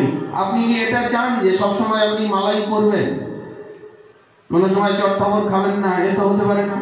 জগতের নিয়মেই মালাও পরতে হবে, প্রণামও নিতে হবে, আবার নিন্দাও সইতে হবে। মানে দুটোই নিতে হবে। এই জগতে আসতে গেলে দুটোই আসবে, দুটোকেই সম্মান করতে হবে, স্বাগত করতে হবে। ভালোও আসবে, মন্দও আসবে। কিন্তু ভক্ত এই দুইয়ের বাইরে চলে গেলেন। যখন বাইরে চলে গেলেন, এগুলিকে উনি নাটকের মতো দেখছেন। মুক্ত সঙ্গ, একেই বলা হয় মুক্ত সঙ্গ হয়ে যাওয়া। দিনটা যেমন মনে হচ্ছে, রাতটাও তেমন মনে হচ্ছে। শীতকালটাও যেমন লাগছে, গ্রীষ্মকালটাও তেমনই লাগছে। মানেও যে এরকম, অপমানেও সেই রকম। মুক্ত সঙ্গ পরম ব্রজে, পরম পরমেশ্বরম ব্রজে, পরমেশ্বরকে পেয়ে যাচ্ছে। তো হয়ে গেল, পেয়ে গেলে আর কি চিন্তা। আবার উনি জগতে আসেন, সরকারের হয়ে আসেন। সরকার যেমন লোককে পাঠাচ্ছে, তখন তো উনি সরকারি লোক। একটা লোক যখন চাকরি বাকরি পেয়ে, প্রমোশন পেয়ে সরকারের হয়ে গেল, মন্ত্রী মিনিস্টার হয়ে গেল, তখন সে ঘোরাঘুরি করছে, কিন্তু তখন তো সরকারের লোক, সরকার তাকে সমস্ত ভরণ পোষণ দিচ্ছে, তার পেছনে কত লোকজন খাটছে। তেমনি যদি হয় তার যোগ, যদি একবার ভগবানের সঙ্গে যোগ হয়ে গেল, যদি একবার আপনি প্রেম পেয়ে গেলেন, মুক্ত সঙ্গ হলেন, যদি দুধ একবার ছানা হয়ে গেল, সে তো আর কোনোদিন দুধ হবে না। দুধ যদি একবার দই হয়ে গেল, সে তো আর কোনোদিন দুধ হবে না, হাজার ঘটাঘটি করুন। তেমনি যদি একবার কেউ প্রেম পেয়ে যায়, ভক্তি পেয়ে যায়, তাহলে আর বিয়োগ হয় না। এই তো শাস্ত্রের কথা। অস্তি চেক মহান গুণ কীর্তনাদেব কৃষ্ণস্য মুক্ত সঙ্গ পরম ব্রজে। মহাপ্রভু সেই কীর্তনটাই দেখালেন। কীর্তন দিয়ে, হরিনাম দিয়ে প্রবেশ করতে হবে। হরিনাম হচ্ছে ছাড়পত্র মহাপ্রভুর রাজ্যে প্রবেশের। প্রভু কহিলাম এই মহামন্ত্র, সবে গিয়া ঘরে জপ করিয়া নির্বন্ধ। ইহা হইতে, নির্বন্ধ মানে আমাদের ভজনের আরম্ভ হয় সংখ্যা নাম দিয়ে। মহাপ্রভুর প্রথম উপদেশ করিয়া নির্বন্ধ। অনেক উপদেশ দিয়েছেন, তার মধ্যে প্রথম হরিদাস ঠাকুর নিত্যানন্দ প্রভুকে দিয়ে নবদ্বীপ লীলায় প্রভু যে বলছেন, সকলের কাছে গিয়ে নাম দাও, হরিনাম করুক। ইহা সবে গিয়া জপ করিয়া নির্বন্ধ। নবদ্বীপবাসীকে বলছেন। এখন মহাপ্রভু নবদ্বীপের বাইরে যাননি, বাংলাদেশে এসেছিলেন, চলে গেছেন, তখন তিনি ভক্ত নন, দীক্ষা শিক্ষা নেননি। তারপরে গয়ায় গিয়ে দীক্ষা নিয়ে এলেন, তারপরেই এই ঘটনা। আর কোথাও মহাপ্রভু যাননি, ওই বাংলাদেশ আর গয়া। ইহা সবে জপ গিয়া করিয়া নির্বন্ধ, ইহা হইতে সর্বসিদ্ধি হইবে সবার। সর্বসিদ্ধি মানে সবকিছু পাবে। সর্বক্ষণ বলো, সবসময় বলতে থাকো, বলতে থাকো। ইথে বিধি নাহি আর। আগে এই আজ্ঞাটুকু পালন করি, তো আপনা আপনি সবকিছু হয়ে যাবে, রাস্তা পরিষ্কার হয়ে যাবে। মহাপ্রভু নিজে হরিনাম করছেন। দেখুন বিষ্ণুপ্রিয়া দেবী, তাকে উনি, কাল বিষ্ণুপ্রিয়া দেবীর তিথি ছিল। আমরা বলেছিলাম যে বিষ্ণুপ্রিয়া দেবীর সম্বন্ধে দু চারটে কথা আমরা বলবো। বিষ্ণুপ্রিয়া দেবীকে মহাপ্রভু কৃষ্ণ ভজনেরই উপদেশ করলেন, রোজই উপদেশ করেন গয়া থেকে আসবার পর। যারা বিষ্ণুপ্রিয়া পরিবারভুক্ত তারা বলেন যে বিষ্ণুপ্রিয়া দেবীকে মহাপ্রভুই দীক্ষা দিয়েছিলেন, মহাপ্রভুই উনি শিষ্যা। ভালো কথা। চৈতন্য ভাগবতে আছে যে মহাপ্রভু প্রিয়াজিকে উপদেশ দিচ্ছেন, শোনো দেবী বিষ্ণুপ্রিয়া, এ তোরে কহিল হিয়া। আপনারা বিষ্ণুপ্রিয়া দেবীর চরিত্র জানবেন তো বিষ্ণুপ্রিয়া চরিত বলে গ্রন্থ রয়েছে, নবদ্বীপ গুণশীতলা নিবাসী শ্রী হরিদাস গোস্বামী প্রভু ওনার রচিত। এত মোটা অদ্ভুত বিষ্ণুপ্রিয়া দেবীর চরিত কথা। বিষ্ণুপ্রিয়া গীতিকাব্য, বিলাপ গীতিকাব্য, বিষ্ণুপ্রিয়া নাটক, সেখানে মহাপ্রভু উপদেশ দিচ্ছেন, যখনই যে তুমি মনে করো, তুমি যে সময়ে যেটা চিন্তা করবে, আমি যথা তথা যাই। সন্ন্যাসের আগের রাত্রিতে কথা হচ্ছে। প্রভু ওনাকে সাজিয়েছেন নিজের হাতে, কোলে বসিয়ে। চৈতন্য মঙ্গলে যেই রাত্রে প্রভু গৃহত্যাগ করছেন, সেই রাত্রে যে উনি বিষ্ণুপ্রিয়াকে নিজের হাতে সাজিয়েছেন, আদর সোহাগ করেছেন। চৈতন্য মঙ্গল যখন লিখলেন, শ্রীখণ্ডের নরহরি সরকার ঠাকুরের শিষ্য লোচন দাস ঠাকুর, তো তখন এটি উনি লিখে বৃন্দাবন দাস ঠাকুরকে অধ্যয়ন করতে দিলেন। বৃন্দাবন দাস ঠাকুর পড়ে বললেন সবকিছু ভালোই হয়েছে, কিন্তু মহাপ্রভু তাকে কোলে নিয়ে সাজাচ্ছেন, আদর সোহাগ করছেন, এটা না লিখলেই ভালো, এই অংশটুকু বাদ দিলেই হয়। তো তখন লোচন দাস ঠাকুর, বৃন্দাবন দাস ঠাকুরের যে মাতা নারায়ণী দেবী প্রকট,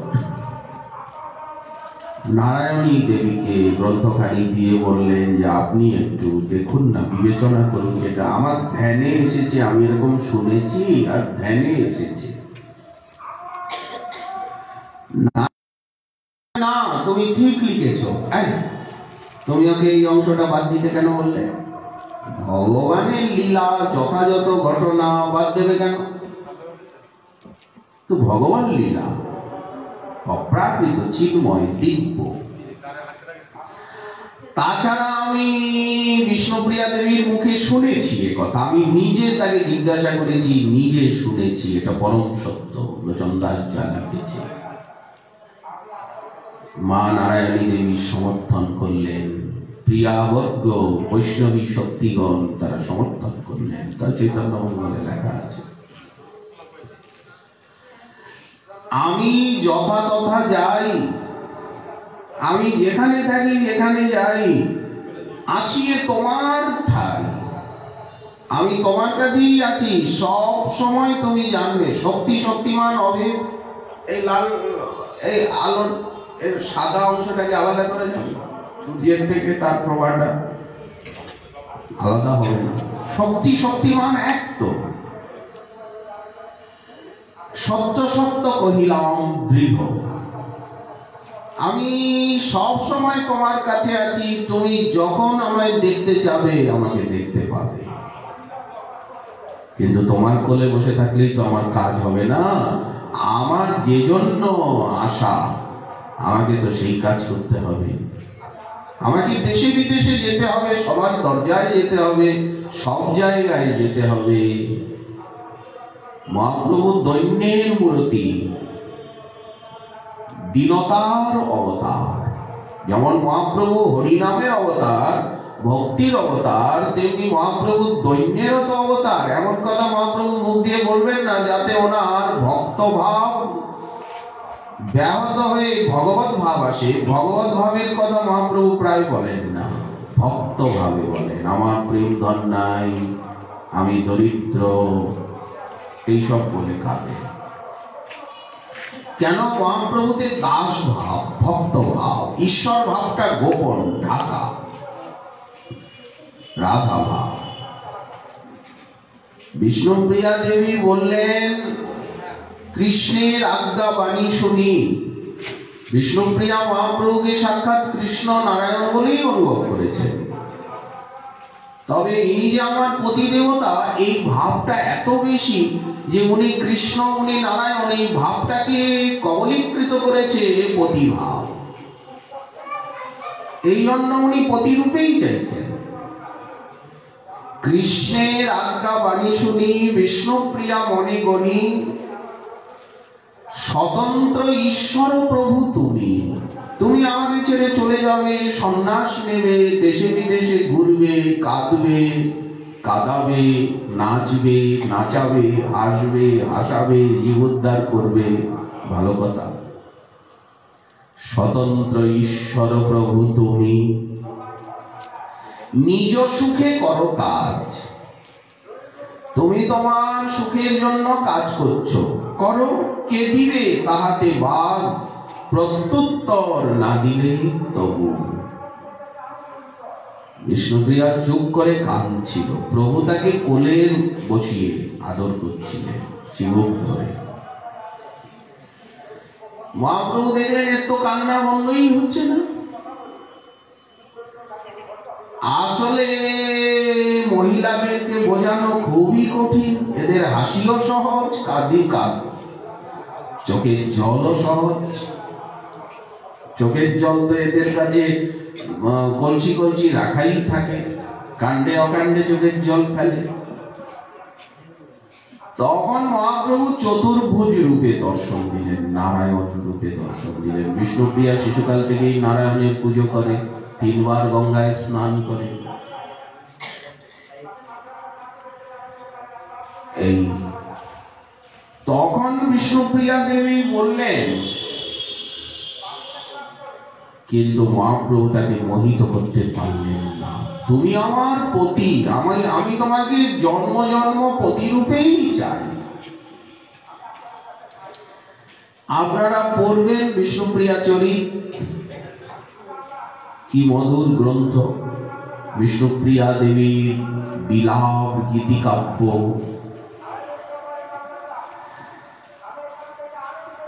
কিন্তু দেখুন সাধন করছে। যখন উনি মহাপ্রভু সন্ন্যাসী হয়ে গেলেন, বিষ্ণুপ্রিয়া দেবীও সন্ন্যাসী। বিষ্ণুপ্রিয়া কান্দনেতে পৃথিবী বিদরে, পশু পক্ষী লতা তরু এর পাষাণও ঝুড়ে। নবদ্বীপের সবাই কাঁদছে। মহাপ্রভু তো গরিব ঘরে, বিষ্ণুপ্রিয়া তো বড় ঘরে মেয়ে, রাজপণ্ডিত, ওদের কোনো অভাব নেই, ধনী। মহাপ্রভুর তো বেড়ার ঘর, মহাপ্রভু তো শ্রীহট্টে, আর ওরা নবদ্বীপের আদিবাসী, মালঞ্চপাড়া, রাজপণ্ডিত উপাধি। জগন্নাথ মিশ্র সিলেটের থেকে গিয়ে ওখানে পড়াশোনার জন্য যান। নীলাম্বর চক্রবর্তী তার 2 মেয়েকে নিয়ে এই হবিগঞ্জ, মিরপুর থেকে শ্রীমঙ্গল পর্যন্ত নীলাম্বর চক্রবর্তীর পরিমণ্ডল, শচীদেবীর লীলাভূমি। তো 2 মেয়েকে সঙ্গে নিয়ে নীলাম্বর চক্রবর্তী ওখানে বেলপুকুরিয়ায় থাকেন। উনি জ্যোতিষ শাস্ত্রের বড় পণ্ডিত হন, সবাই ওনাকে মানে গণে। জগন্নাথ মিশ্র উনি সিলেটের ওখানে গিয়ে পড়াশোনা করে ওইখানেই নিজের দেশের মেয়েকেই বিয়ে করেন। তো বাড়িঘর দুয়ার বৈদিক পাড়ায় যতটুকু ছিল, ওই পণ্ডিতাইয়ে আর যজমানিতে কি মেলে। এই জন্য জগন্নাথ মিশ্র যখন পরলোকগত হলেন অকালে, হঠাৎ করে উনি চলে গেলেন বিশ্বরূপের শোকে। বিশ্বরূপ সন্ন্যাস নিল। মেয়ে মানুষরা তো শোকে, মেয়ে মানুষরা তো শোক তাদেরকে কুড়িয়ে কুড়িয়ে খায়, ধীরে ধীরে মরে। আর পুরুষ মানুষদের উপরে যদি আঘাত হয়, শোক হয়, পুরুষরা তাড়াতাড়ি পটল তোলে, ওরা কম সইতে পারে। জগন্নাথ মিশ্র পরলোকে গমন করলেন বিশ্বরূপের সন্ন্যাসের পরই আরো বেশি উনি আঘাত পেলেন। মাঝে মাঝে স্বপ্নে দেখছেন। সেদিন সকালে বললেন, শচী আজ একটা তখন উনি শয্যাশায়ী, চলশক্তি রহিত, আর কোথাও যেতে পারেন না, যজমানিতেও যেতে পারেন না। ভোজ ভান্ডারে ব্রাহ্মণ যদি তান ধ্যানে যেতে না পারে, শ্রাদ্ধ শান্তিতে যেতে না পারে, তাহলে ওই ঘরে যা জোটে। খাটে পড়ে গেলেন সে অন্তিম শয্যায়। তখন একদিন স্বপ্নে দেখছেন যে হাজার হাজার লোক তারা কীর্তন করছে, ধেই ধেই করে নাচছে, হরিবোল হরিবোল বলছে। আর নিমাই গৈরিক বসন করেছে, মাথাটা মোড়া। নিমাইয়ের মাথাটা সবার উপরে এত লম্বা, আর জলজল জলজল করছে নিমাইয়ের মুখখানা, শরীরের থেকে একেবারে স্বর্ণ কান্তি। যেমন সকালবেলা সূর্যটা লালের পরে সোনালি হয়ে যায়। সকালে তো সূর্য প্রথমে লাল থাকে, পরে সোনালি হয়ে যায়, এইরকম। তখন উনি মৃত্যু শয্যায় বললেন, শচী নিমাইও আমার, উনি বিশ্বম্ভর বলতেন, বিশ্বম্ভর আমার ঘরে থাকবে না, ও একদিন সন্ন্যাস নেবে। এর কয়েকদিন পরেই উনি পরমধামে গমন করলেন, শেষ নিঃশ্বাস ত্যাগ করলেন। তাহলে দেখুন, ভগবানের পিতামাতাও ভয় পেয়েছে।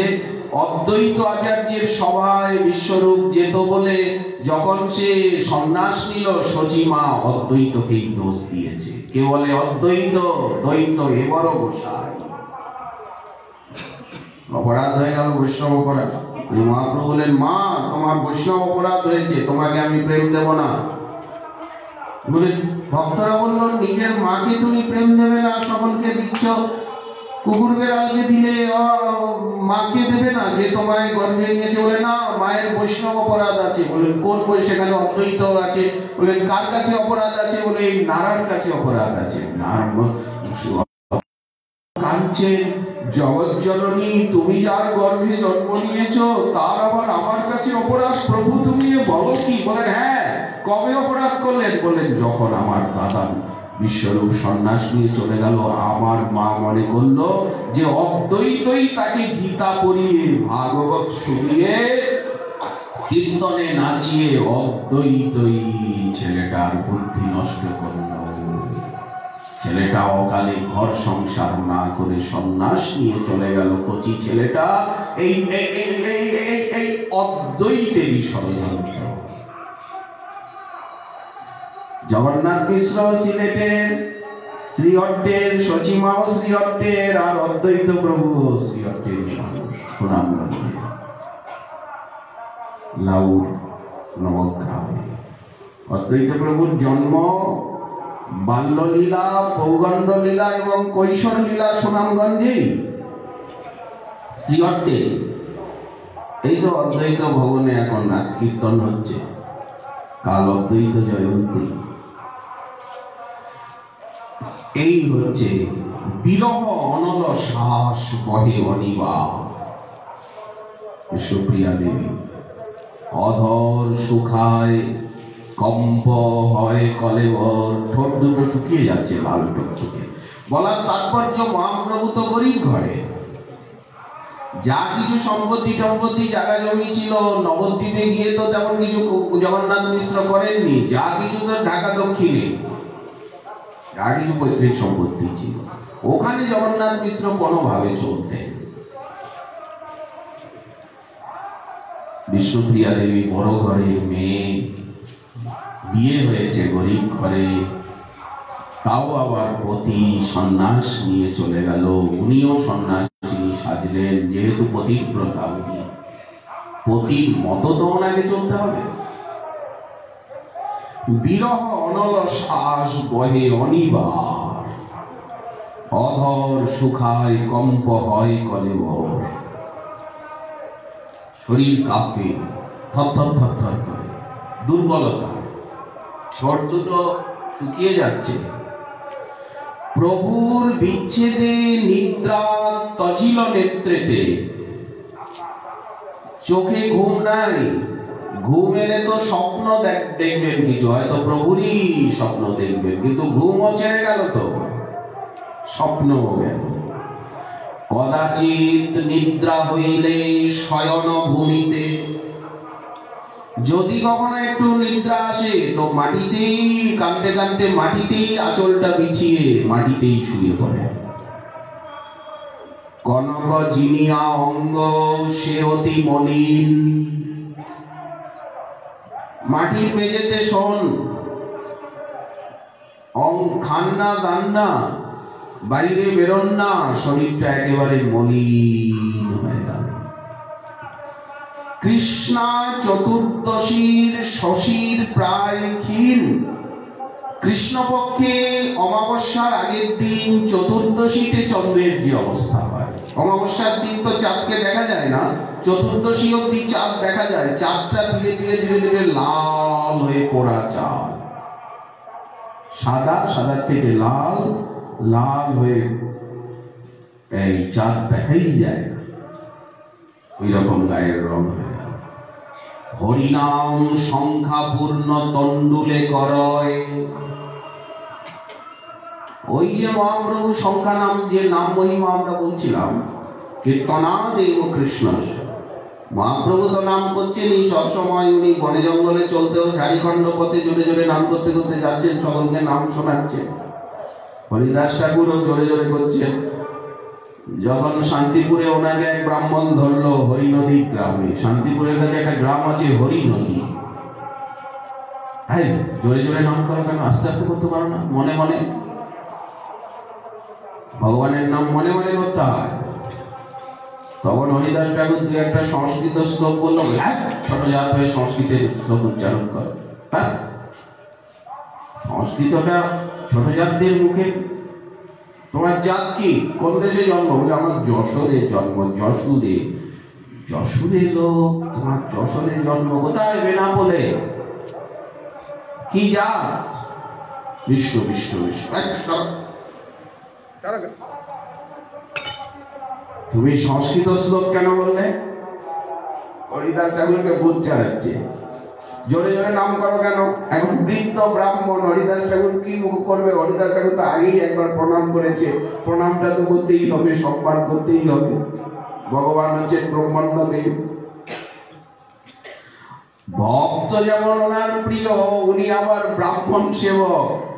উনি আবার ভগবান ঋষভদেব বলছেন পুত্রগণকে, পুত্রগণ বলো দেখি কাকে দেখে লাভ দিয়ে আর আমি সিংহাসনের থেকে উঠে দাঁড়াই, কাদের চরণ ধুইয়ে দিই, চরণামৃত পান করি, বলতো কাদের পদধূলি আমি আমার কিরিটের উপরে নিই। ভরতাদিকে শেখাচ্ছে, 100 ছেলে হয়েছিল ঋষভদেব। বলছে পিতা সবসময় দেখি ব্রাহ্মণ দেখলেই আপনি লাভ দিয়ে একেবারে সিংহাসনের থেকে উঠে দাঁড়ান, চরণ ধৌত করে।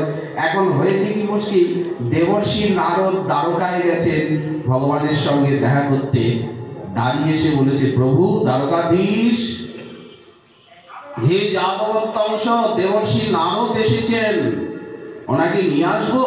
ভগবান বললেন নারদ এসেছেন আর ওনাকে নিয়ে আসবো, এ কথা বলতে হবে, হতভাগা নিয়ে এসো।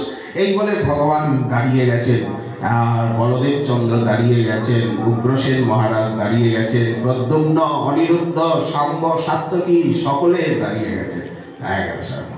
দেবর্ষি নারদ আসছেন বিনা হাতে নিয়ে, ভগবান হাতজোড় করে একেবারে ভগবান করলেন কি, নিজের সিংহাসনটা সবচেয়ে বেশি সুন্দর, সেই সিংহাসনে দেবর্ষি নারদকে বসিয়ে দিয়ে, আর এর মধ্যে সকলে তো জানেই দ্বারকানাথের স্বভাব, ভগবান এইবার নারদের চরণ ধোয়াচ্ছেন, নিজের পীতাম্বর দিয়ে মোছাচ্ছেন, নারদের চরণে মাথা রেখে প্রণাম করছেন। এখন নারদ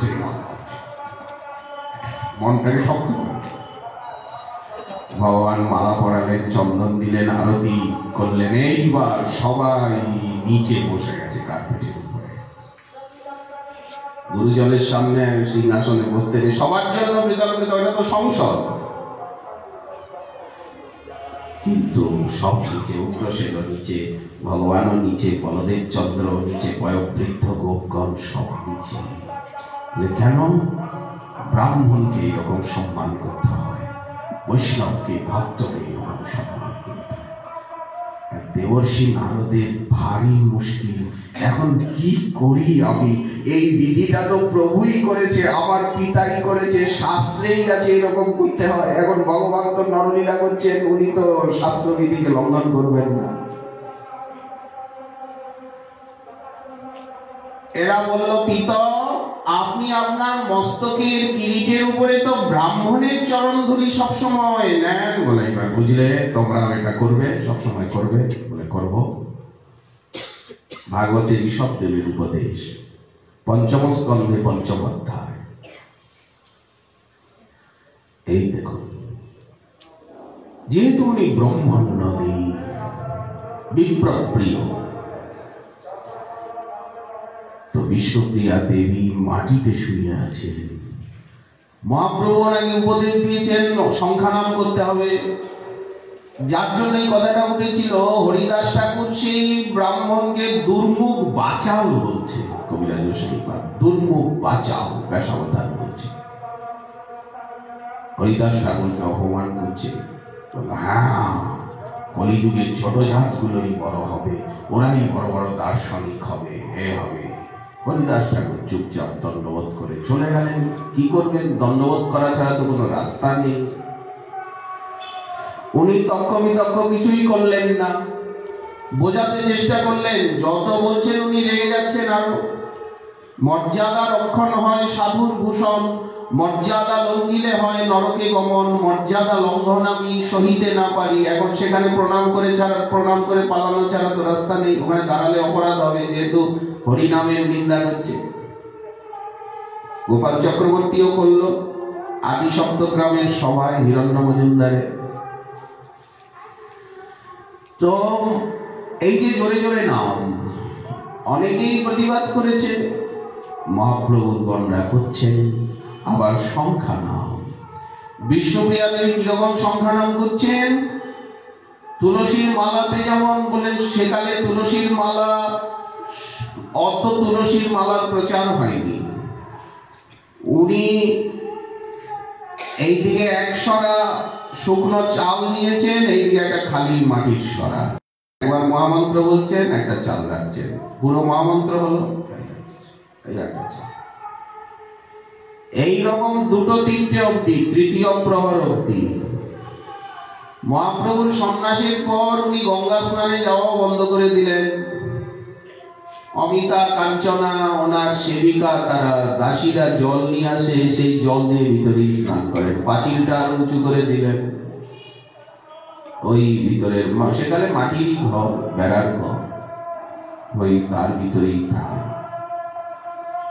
কেউ গেলে তো 2-3টে পর্যন্ত হরিনাম করতে করতে যতটুকু চাল হয় অতটুকু চাল উনি রন্ধন করে ওই যে পাদুকা যুগলের সেবা করেন। প্রথমে পাদুকা যুগলের সেবা, প্রথমে তো শালগ্রাম ছিল, দামোদর শালগ্রামের জগন্নাথ মিশ্র সেবা করতেন। আচ্ছা, কৃষ্ণ বলরামের বিগ্রহ ছিল মহাপ্রভুর ঘরে, একথা চৈতন্য ভাগবতে পাওয়া যায়। যাই হোক, গোপাল ছিল, কৃষ্ণ বলরাম ছিল। সচিমা অনেক স্বপ্ন দেখতেন যে কৃষ্ণ বলরাম পরস্পর ঝগড়া বিবাদ করছে, আর স্বপ্নে দেখলাম তুমি নিমাই নিতাইও ঝগড়া করছো, কৃষ্ণ বলরামও ঝগড়া করছে। এই নারকেলের নাড়ু নিয়ে, সন্দেশ নিয়ে তোমরা কারাকারি করছো, লড়ালড়ি করছো। 4 জন দেখলাম, কৃষ্ণ বলরামকেও দেখছি আর তোমাকে নিতাইকেও দেখছি। মহাপ্রভু বললেন, তোমার ঘরের কৃষ্ণ বলরাম খুব জাগ্রত গো মা, খুব জাগ্রত। যাই হোক, আমাকে বলেছো, এসব কথা আর কাউকে কোনোদিন বলো না মা, এগুলো বলতে নেই, বললে বন্ধ হয়ে যায় দেখা। তখন আর ওই স্বপ্নগুলো আর আসবে না, স্বপ্ন দেখা বন্ধ হয়ে যাবে। মা, এগুলি বলতে নেই, যা বলেছে বলেছে। তো এর দ্বারা প্রমাণ পাওয়া যায় কৃষ্ণ বলরাম আদি কিছু ছিল। পরবর্তীকালে পাদুকা যুগল এলেন। পরবর্তীকালে মহাপ্রভুর শ্রী বিগ্রহ নির্মিত হলো মহাপ্রভুরই আদেশে, বংশীবদন ঠাকুর কর্তৃক। এই ধামেশ্বর মহাপ্রভুর ইতিহাস আমরা কখনো প্রসঙ্গত আলোচনা করবো এসব কথা। কিভাবে এলেন, কবে এলেন, সেবা বেড়ে গেল। সেবা করতে করতে সেবা বেড়ে যায়। তো সেই অতটুকু তন্ডুল রন্ধন করে বিষ্ণুপ্রিয়া দেবী অপরাহ্ন বেলায় অতটুকু পান, সারাদিন নাম করে, আর ওর থেকেও আবার অর্ধেক পান অর্ধেক ভক্তদের, দর্শনার্থীদের দিয়ে দেন। অনেকে দর্শন করতে আসে। তাহলে দেখুন কতটুক সামান্য মাত্র, আর ওই কান্নাকাটি বিরহ। কেউ এলে উনি সাক্ষাৎ দর্শন দেন না, দরজাটা একটু উঁচু করা আছে, এই নিচে চৌকাঠের নিচে এতটা ফাঁক আছে। দেবী এসে দাঁড়ান, তখন লাল টুকটুকে আলতায় রঞ্জিত চরণটুকু মাত্র দেখা যায়। ওনাকে দেখতে পান না। যারা দর্শন করতে আসেন মহাপ্রভুর পার্শ্বদরা, তো দেবী ওইখানে বেড়ার ঘর, মাটির ঘর, তো দরজাটা একটু উঁচু করা আছে। যতদূর উনি বেরিয়ে আসেন, গর্ভগৃহে তো কেউ যায় না, বাইরে অঙ্গনে উনি যেখানে যতদূর এসে দর্শন দেন দাঁড়ান, ওখানে কপাট আছে, কপাটের নিচটা একটু এতটা ফাঁকা। উনি এসে দাঁড়ান, ওনার লাল টুকটুকে আলতা রঞ্জিত সেই চরণ দুটো ভক্তেরা দর্শন পায়। কদাচিৎ বিশেষ ভক্ত যারা, ভিতরে যাদের যাওয়ার অধিকার আছে, দামোদর পণ্ডিত, জগদানন্দ পণ্ডিত, ঈশান দাস, এরা সবসময় সেবার জন্য, রক্ষণাবেক্ষণের জন্য মহাপ্রভু এদেরকে, জগদানন্দ পণ্ডিতকে পাঠান প্রতি বছর। দামোদর পণ্ডিত তো ওখানেই থাকেন দেবীর সেবায়, মায়ের সেবায়। তাদের ভিতরে যখন শ্রীনিবাস আচার্য প্রভু গেলেন বৃন্দাবনের থেকে প্রচার করতে, গৌরমণ্ডলে এলেন গ্রন্থ নিয়ে, তখন উনি যখন নবদ্বীপ পরিক্রমা করছেন, নবদ্বীপ দর্শন করছেন, তখন উনি মহাপ্রভুর আলয়ে গেলেন। তখন বিষ্ণুপ্রিয়া দেবী প্রকট। তখন ঈশান দাস, যখন সচিমা তখন অপ্রকট হয়েছেন অনেক আগেই, প্রিয়াজি একা আছেন। সচিমা চলে গেলে পরে প্রিয়াজি বিরহ আরো বেড়ে গেল, আরো দুঃখ বেদনা। মহাপ্রভু অন্তর্হিত হয়ে গেলেন, তারপরে প্রিয়াজির অবস্থা আরো বড় সঙ্গীন হয়ে গেল।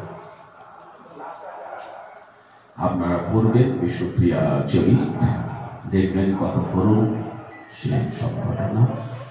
শ্রীনিবাস আচার্যকে উনি ভিতরে নিয়ে দর্শন দিলেন। তখন উনি খালি মাত্র চরণটুকু দর্শন দিলেন, কিন্তু শ্রীনিবাস আচার্যের প্রতি এতই কৃপা যে উনি শ্রীনিবাস আচার্যকে পূর্ণ দর্শন দিলেন, অনেক কৃপা করলেন, আশীর্বাদ করলেন, শক্তি দিলেন। সব প্রিয়াবর্গই, বসুধা জন্মগত বহুবার ওনার আমন্ত্রণে এসেছেন, বড় বড় উৎসবে জাহ্নবা দেবী এসেছেন। শ্রীনিবাস আচার্য যত বড় বড় উৎসব করেছেন, সব উৎসবে জাহ্নবা দেবী গেছেন, সপরিকর গেছেন, বীরচন্দ্র প্রভু গেছেন। তখন বীরচন্দ্র প্রভু বয়সে অনেক ছোট। শ্রীনিবাস আচার্য প্রভুর থেকে, নরোত্তম ঠাকুর মহাশয়ের থেকে বীরচন্দ্র প্রভু বয়সে অনেক ছোট ছিলেন, অনেক পরে জন্মেছেন। তো জাহ্নবা ঠাকুরানী তখন সর্বত্র গেছেন বড় বড় উৎসবে, সংকীর্তন প্রচারে, প্রেম প্রচারে। তারপরে ফাল্গুনী পূর্ণিমার কোনো একদিনে সন্ধ্যাবেলা উনি ধামেশ্বর, শ্রীমন মহাপ্রভু ওনারই, সেই কথাই রয়েছে গ্রন্থে যে উনি যে বিগ্রহ প্রতিষ্ঠা করলেন, সেই বিগ্রহ প্রতিষ্ঠার কথাও গ্রন্থে রয়েছে, প্রাচীন গ্রন্থে।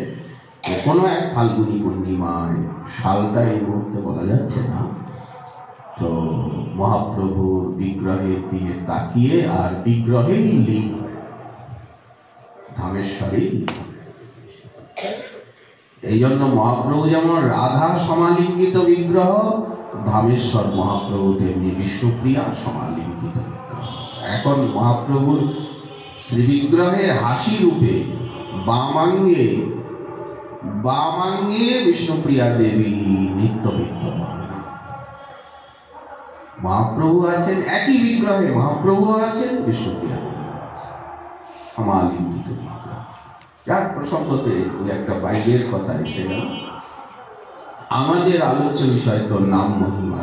আমরা প্রসঙ্গত বিষ্ণুপ্রিয়া দেবী কেমন নাম সাধনা করছেন। আচ্ছা, পুণ্ডরীক বিদ্যানিধি কিরকম নাম সাধনা করছে।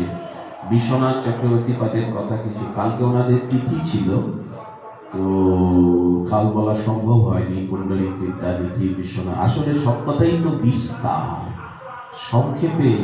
আবার কালকে অদ্বৈত জয়ন্তী, অদ্বৈত প্রভুর কথা। অদ্বৈত প্রভুর কথা সবচেয়ে বেশি সুন্দর, প্রাঞ্জল, একটা গ্রন্থে একটা জায়গায় সবকিছু পাওয়া যায়। সেই গ্রন্থটি হচ্ছে অদ্বৈত প্রকাশ, অভিনব গ্রন্থ অদ্বৈত প্রকাশ। এখন কার কথা বলবেন, কোন বিষয় বলবেন? কারণ মিশ্রির পাহাড়, যেদিক থেকে চাটবেন মিশ্রি মিশ্রি মিশ্রি মিশ্রি, মিষ্টি মিষ্টি, মিশ্রির বিশাল যদি একটা পাহাড় হয়, কিন্তু মাতৃসচিব তো পিঁপড়া, আমরা তো পিঁপড়ার মতো না। আচ্ছা বলুন তো, পিঁপড়ার মুখে কতটুকু মিশ্রির দানা, কতটুকু একটা চিনির দানাও পিঁপড়া নিতে পারে না। চিনিটা যদি একটু বড় হয়, পিঁপড়ার ক্ষমতা নাই। একবারে 20-25টা পিঁপড়া মিলে একটা চিনি মাথায় করে নিয়ে আর যায়। চিনির যে গুড়া না, পূর্বাবস্থা, তার নাম হচ্ছে বুড়া। চিনির যে গুড়া, তার নাম হচ্ছে বুড়া।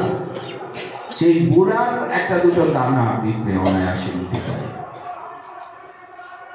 ওগুলো সুজির থেকে আরো মিহি।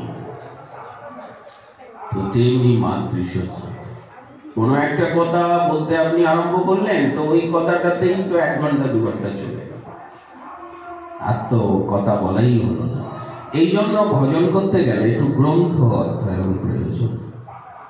পাঠ কীর্তন শুনতে গেলে, করতে গেলে, বুঝতে গেলে, বা ভজন করতে গেলে একটু যদি গ্রন্থ পড়া না থাকে, তাহলে বোঝা যায় না যে, একথা কালকেও বলা হয়েছে যে গ্রন্থ পড়া না থাকলে পাঠ কীর্তন বোঝা যায় না।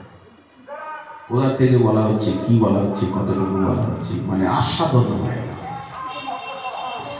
আস্বাদন তখনই হয় যখন সে সেই বিষয়টা সে জানে। একজন কীর্তনিয়ার কীর্তন শোনা আর একজন সাধারণ ব্যক্তির কীর্তন শোনা, এর মধ্যে 2 প্রভেদ রয়েছে।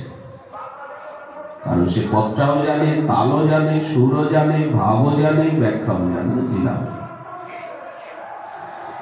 এই জন্য একটু গ্রন্থ অনুশীলন না করলে ঠিক ঠিক ভজন রাজ্যে প্রবেশ হয় না।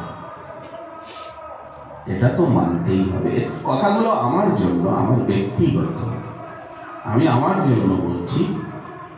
আপনারা তো পরম পূজ্যাস্পদ, শ্রদ্ধাস্পদ, পরম মাননীয়, আপনাদেরকে কোনো কথা বলবার আমার অধিকার নেই। আমার আত্মশুদ্ধির জন্য কেবল নিজের কথা আমরা বলতে পারি, অন্যের কথা বলবার আমাদের ক্ষমতা নেই।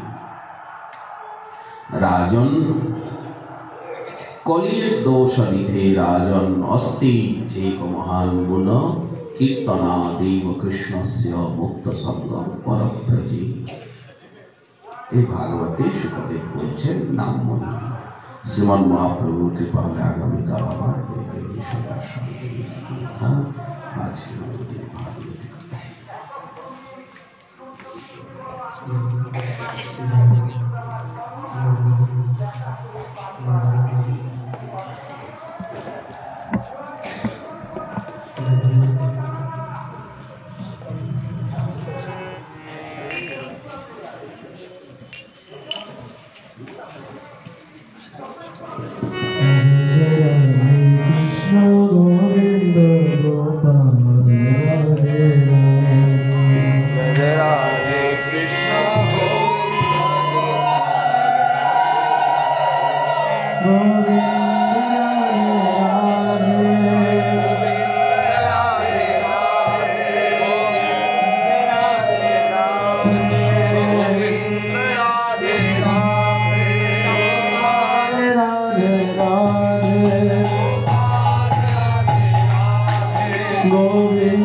রাধে রাধে গোপাল রাধে রাধে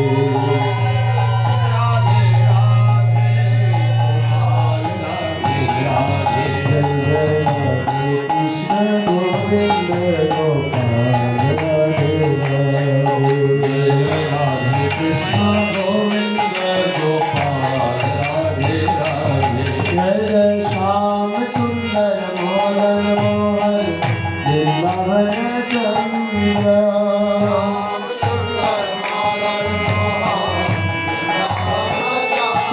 जय जय राधा रमण श्री हरि श्री गोकुलानंद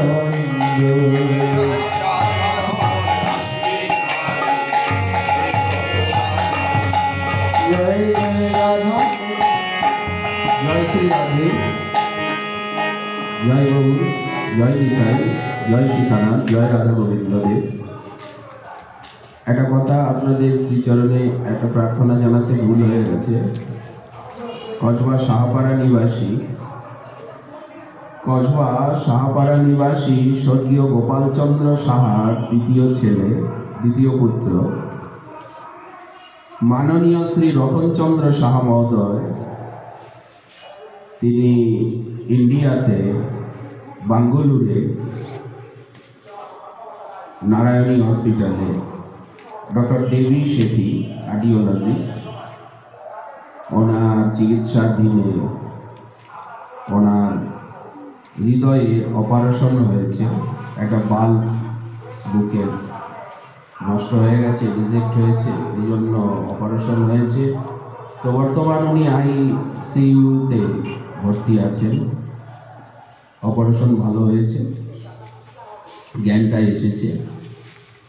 তো ওনার জন্য আমরা রাধা গোবিন্দ দেবের শ্রীচরণে, মহাপ্রভুর শ্রীচরণে, নিতাই চাঁদের শ্রীচরণে, গুরু বৈষ্ণবের শ্রীচরণে প্রার্থনা জানাই।